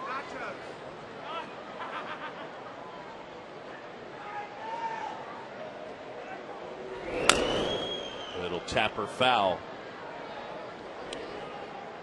We talked about Joey Votto missing time on the DL, about 3 weeks with the anxiety and the depression, and he was very forthright about the reason for the problems. He lost his father. His father died last August, and he said he didn't really take the time to deal with the emotions. He just kind of pushed it all to the side, and it was something that really started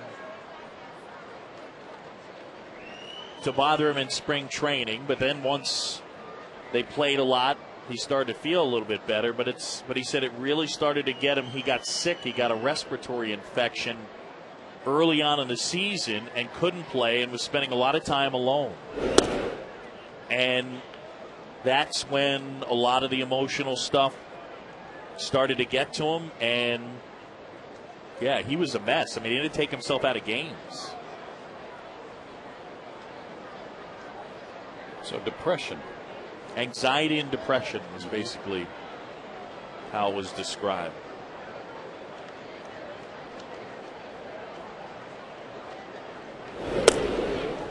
Takes his base, second walk. He has accepted. 1 out and a man aboard. How about our Geico quote of the day? Here's our guy, Peter Moylan. Oh, there it is, the rally head. LaRoche said, let's rally headed to the playoffs. I'm not at liberty to say how much I'm being paid, but there's not much I wouldn't do appearance-wise to help us get to the playoffs. And if you don't think that head isn't going to be shown off a little bit more when they play the Cardinals and John Smoltz, well, you're just kidding yourself. Peter even said he was going to write Smoltz on his head. Center field, McLeod, late start, and he smothered it.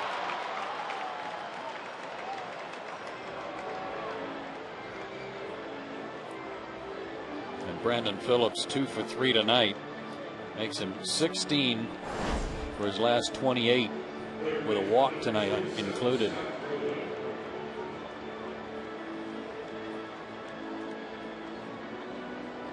Bit of a short hop. Good try. Don't know if Nate's still trying to get it up to 100% because of the hamstring, or if he's a little short of that. But that was just a little dunker anyway.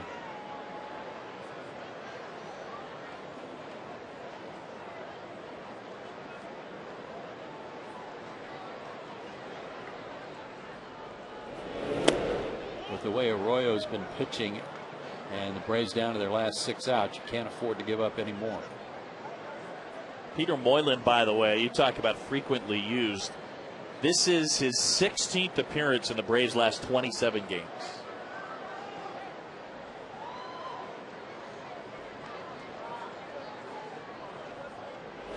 Better than every other night.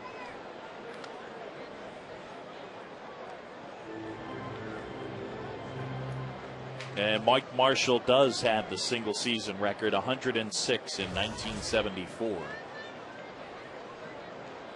And if Peter gets to 90 or 91, he'll either be 5th or 6th all time in a single season. Wow. Third base, bad hop off Chipper Jones.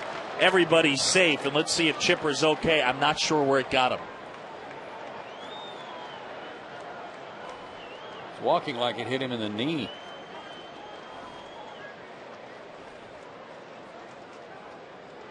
Definitely a bad hop. Definitely a double play ball.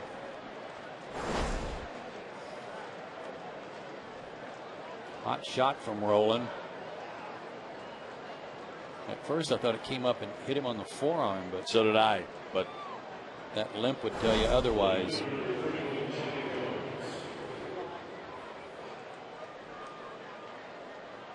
E5. Ooh. Okay.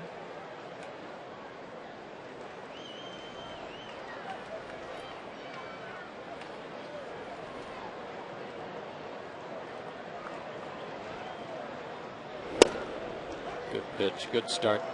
Needing a ground ball to maybe have another shot at a double play.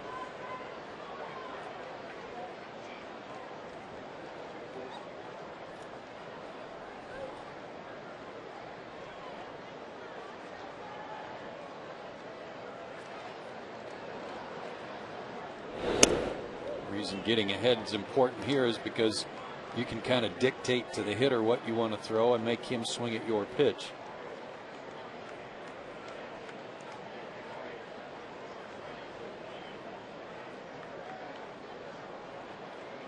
Look at Votto, Phillips, and Rowland, third to first.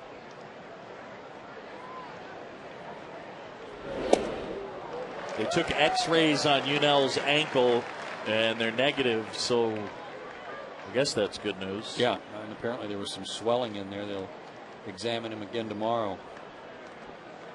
The Rockies, by the way, have taken a 1-0 lead on the Diamondbacks. I think Herron's pitching that game, isn't he? Believe you're right. I was just going to check on that. Gomes gone. That's set up though with that first pitch, hard sinking fastball strike that put Gomes on the defensive immediately and forced him to expand his strike zone and chased a bunch of sliders. That is Dan Herron.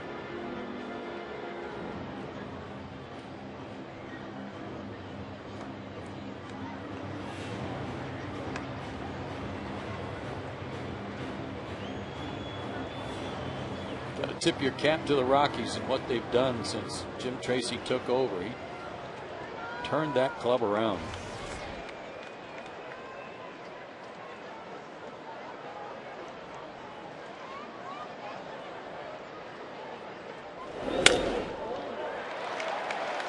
Right side, LaRoche and Prado.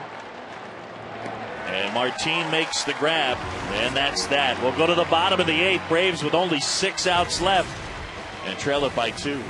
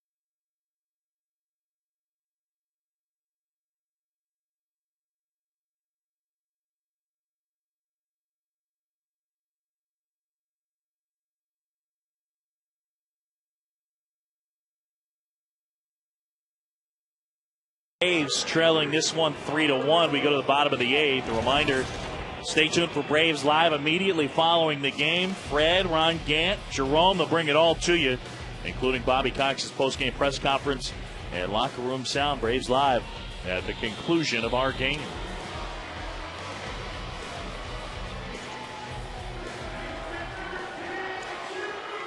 Darnell McDonald will take over in left field, so Johnny Gomes done for the night. And so is Bronson Arroyo. Arthur Rhodes will take over. I'm a little surprised. Same. Hadn't thrown that many pitches and had been dazzling tonight. I think there were a lot of good swings against him. 99 pitches. Chipper 1 for 5 in his career against Rhodes, who's been very good this year for Cincinnati. You saw his average against at under 200. Out to short, Giannis sliding on the backhand, throw off line, gets Chipper. Speaking of the bullpen, did you see where the Reds are going to look to take Braves killer Micah Owings and turn him into basically Brooks Kieschnick? No, I didn't. Yeah, Dusty, I guess, called Brooks Kieschnick even, but as a guy that they will use to pinch hit, I guess maybe even start as a position player and then pitch out of their bullpen as well. I asked Bobby Cox about it earlier in the year when the Braves had seen the Reds twice. They made 2 trips to Cincinnati earlier in the season, and I said, would you be tempted if you had a guy like Owings to use him as a position player in between starts? And he said, you'd have to think about it. Yeah, for sure. I mean, he could swing it. And you called him Braves killer, and you're right, because he wears Atlanta out with the bat.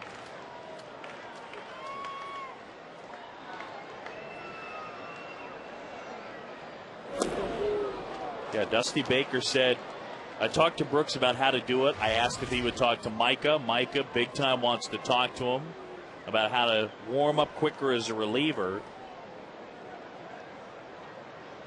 And Mike Owings has said he'd rather be starting, but this is what I do. And he'll have at it. A pop-up that Phillips handles. Braves just have not been able to get much together tonight offensively. A lot of pop-ups. Arthur Rhodes is appearing in his 773rd game for his career. That's 48th all time. And the next one he appears in, he'll tie Don Sutton for 47. I like it. How about that?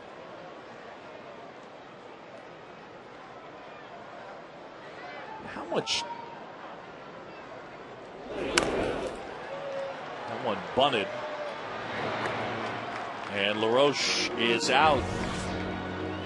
Braves go 1-2-3 as Rhodes just buzzes through the heart of the order.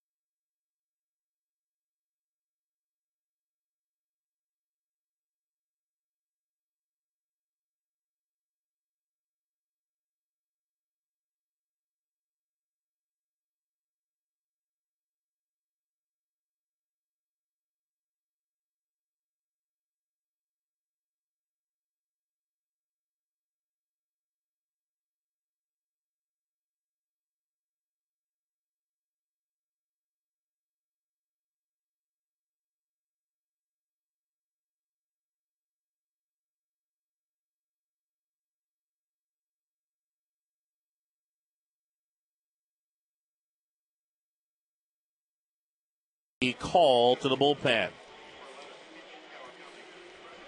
And it'll be Kenshin Kawakami to take over.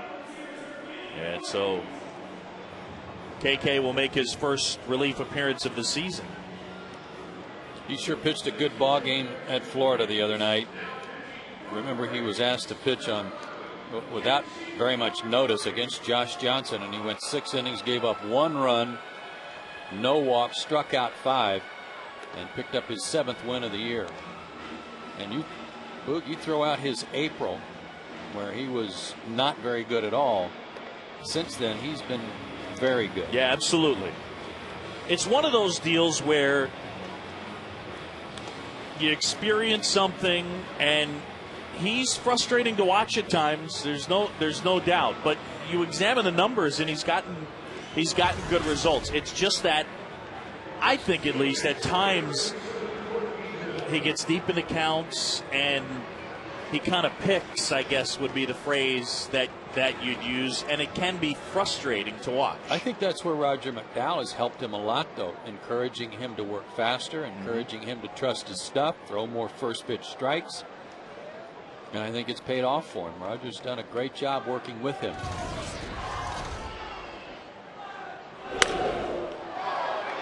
Corky Miller, first pitch swinging and pops it foul. But, I mean, look, 25 starts and 142 and 2/3 innings of 3.97 ERA. Very solid. Very.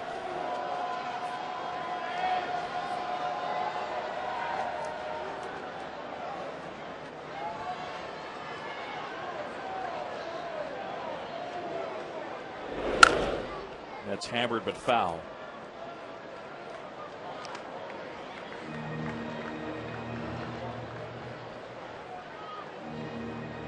Don't want to make a habit of it, but Peter Moylan's been pretty good lately getting out of bases loaded jams. Man.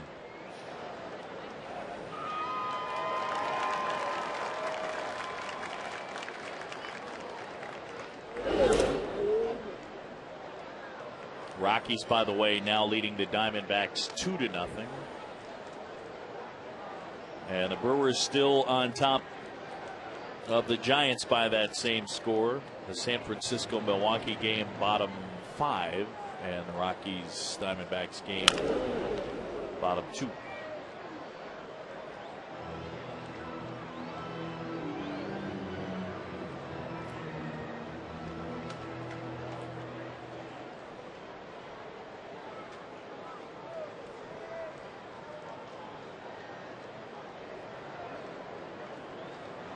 Like that young man who came prepared with his elastic band on his glasses, knowing he may have to make a play tonight. Yeah, absolutely. Assume an athletic stance because the glasses may fly off. Yeah. And it paid off.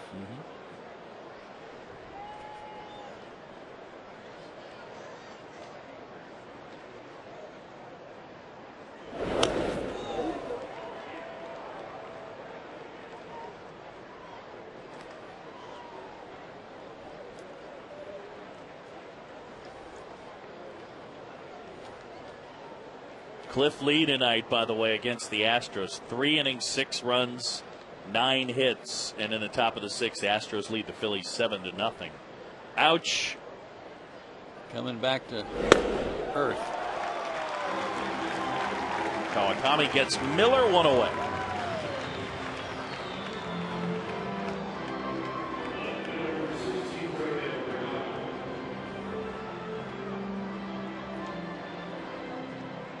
So Darnell McDonald will hit here. This guy at one time was a monster prospect. Great football player, wasn't he? Yeah.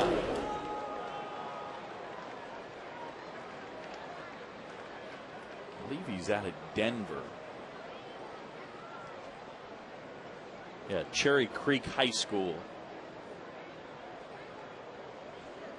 Went to the same school that produced Brad Lidge and David Ardsma. And was supposed to go to the University of Texas to play both football and baseball, but was the Orioles' #1 pick in the '97 draft. Broken bat liner, but that's foul.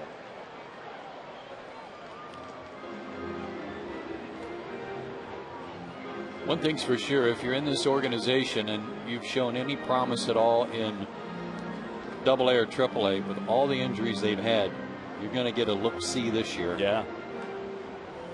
You're going to get some at-bats. You're going to get some opportunities. that may pay off for you next spring.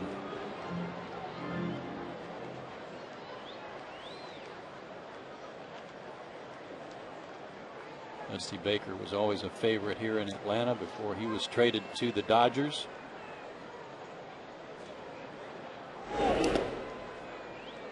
One of our Aflac trivia question answers the other night. Last rookie right-handed hitter to hit 300. Was it right-handed or just rookie? Well, you got it right. I don't remember so well. Rookie hitter to bat 300.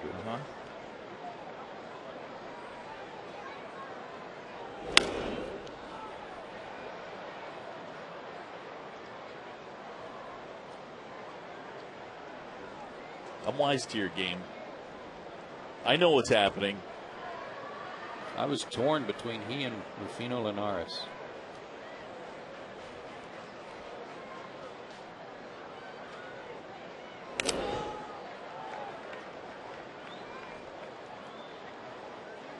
Reds with 3 runs on 8 hits. The Braves a run on 6 hits. Johnny Gomes a solo homer in the second. And then an RBI double by Brandon Phillips in the 6th. An RBI single by Roland in the 6th. McLouth homered in the bottom of the 6th. That's all the offense we've had tonight. 2 good starts, 1 by Lowe and 1 by Arroyo. Nate back for the first time in a few weeks. First pitch he saw. Yep. After being activated, he hit it out and he didn't even start the game.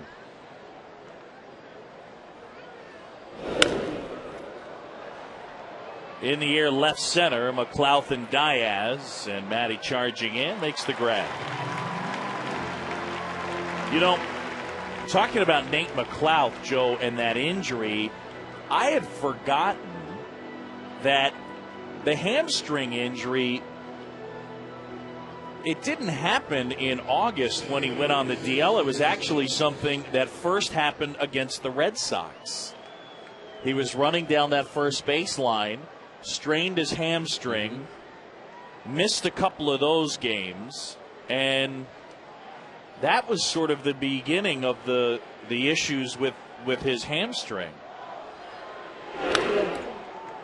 Yeah, you're right. But he thought he was past it. Yeah, he did it June 26th, and then sat out 1, 2, 3, 4, 5 games, and then came back and then hurt it again either the 7th or the 8th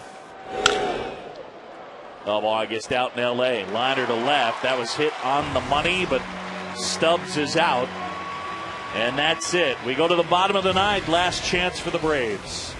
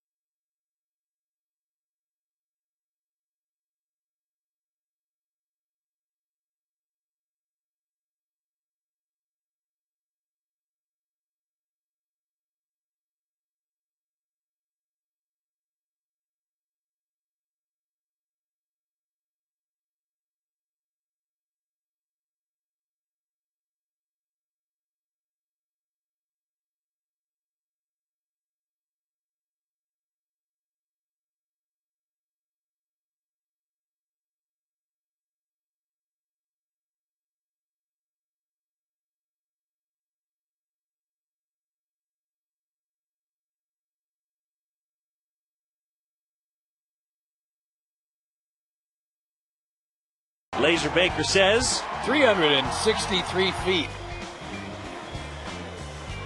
That's our air trend. How far did it fly? Home run. And nice to have Nate back.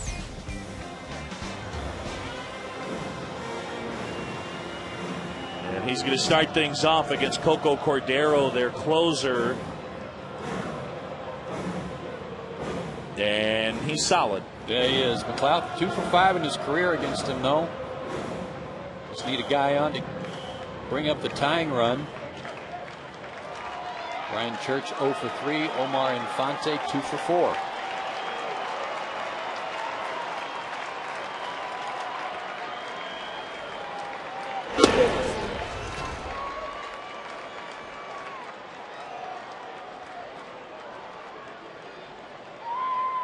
All right, now here's one for you real quick.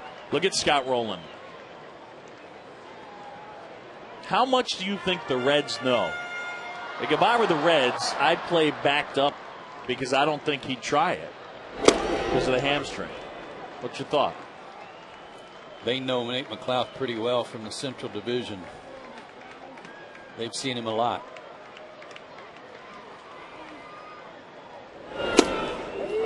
And I have to assume that if I'm Dusty Baker, I have to assume that if he's been activated and he just hit one out of the ballpark, his leg's feeling okay. Okay. Point is moot now with a 1-2. No one inside. Braves need base runners. I think he just said to himself, stay back.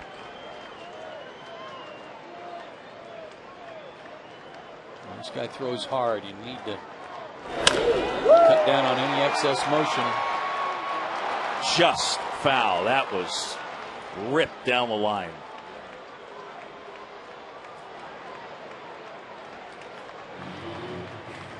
Put a good swing on that. He looks sharp. Ready to go. Good to have him back.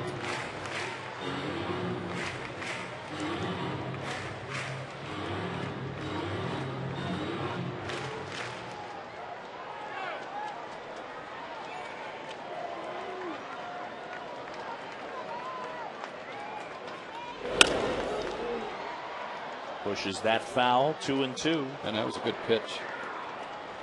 95 down. Fought it off.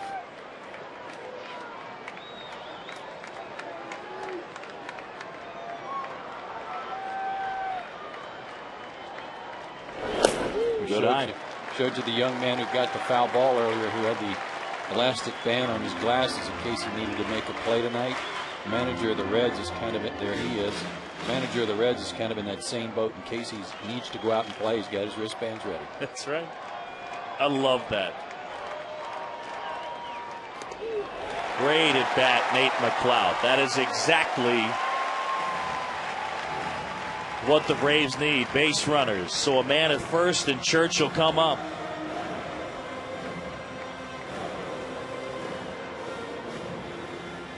Two guys starting this inning who give you good at bats and who work the count on most occasions. Although Ryan, if he gets one on the first pitch here that he can drive, you know he's going to be hacking away.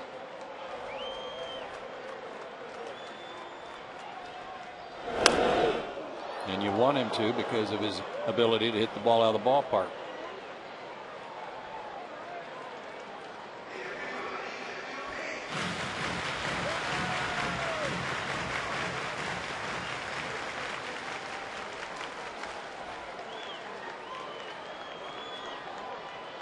The 0-1. He swung through that one. It started to move away from him. Yeah, 95. And now, like McLeod had before him, he's going to have to battle. Use that good eye and try not to chase a bad pitch.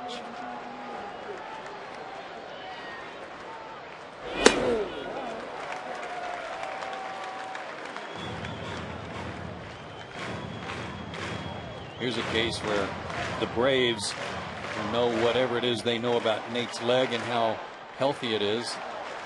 Really can't afford to take advantage of his normal speed for fear of blowing out that hammy again. And I'm just saying, in case you did want him to run. Yeah. 2-2 now. Bobby Cox ejected back in the 4th inning. Out to short, Janish, Phillips, and that's 2.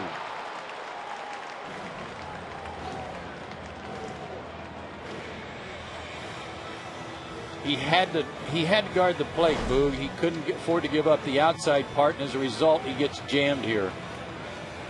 Good pitch by Cordero, and a good turn by Phillips. Braves have now hit into 119 double plays. That's tied for 3rd in the National League. Only Houston and the Mets have hit into more.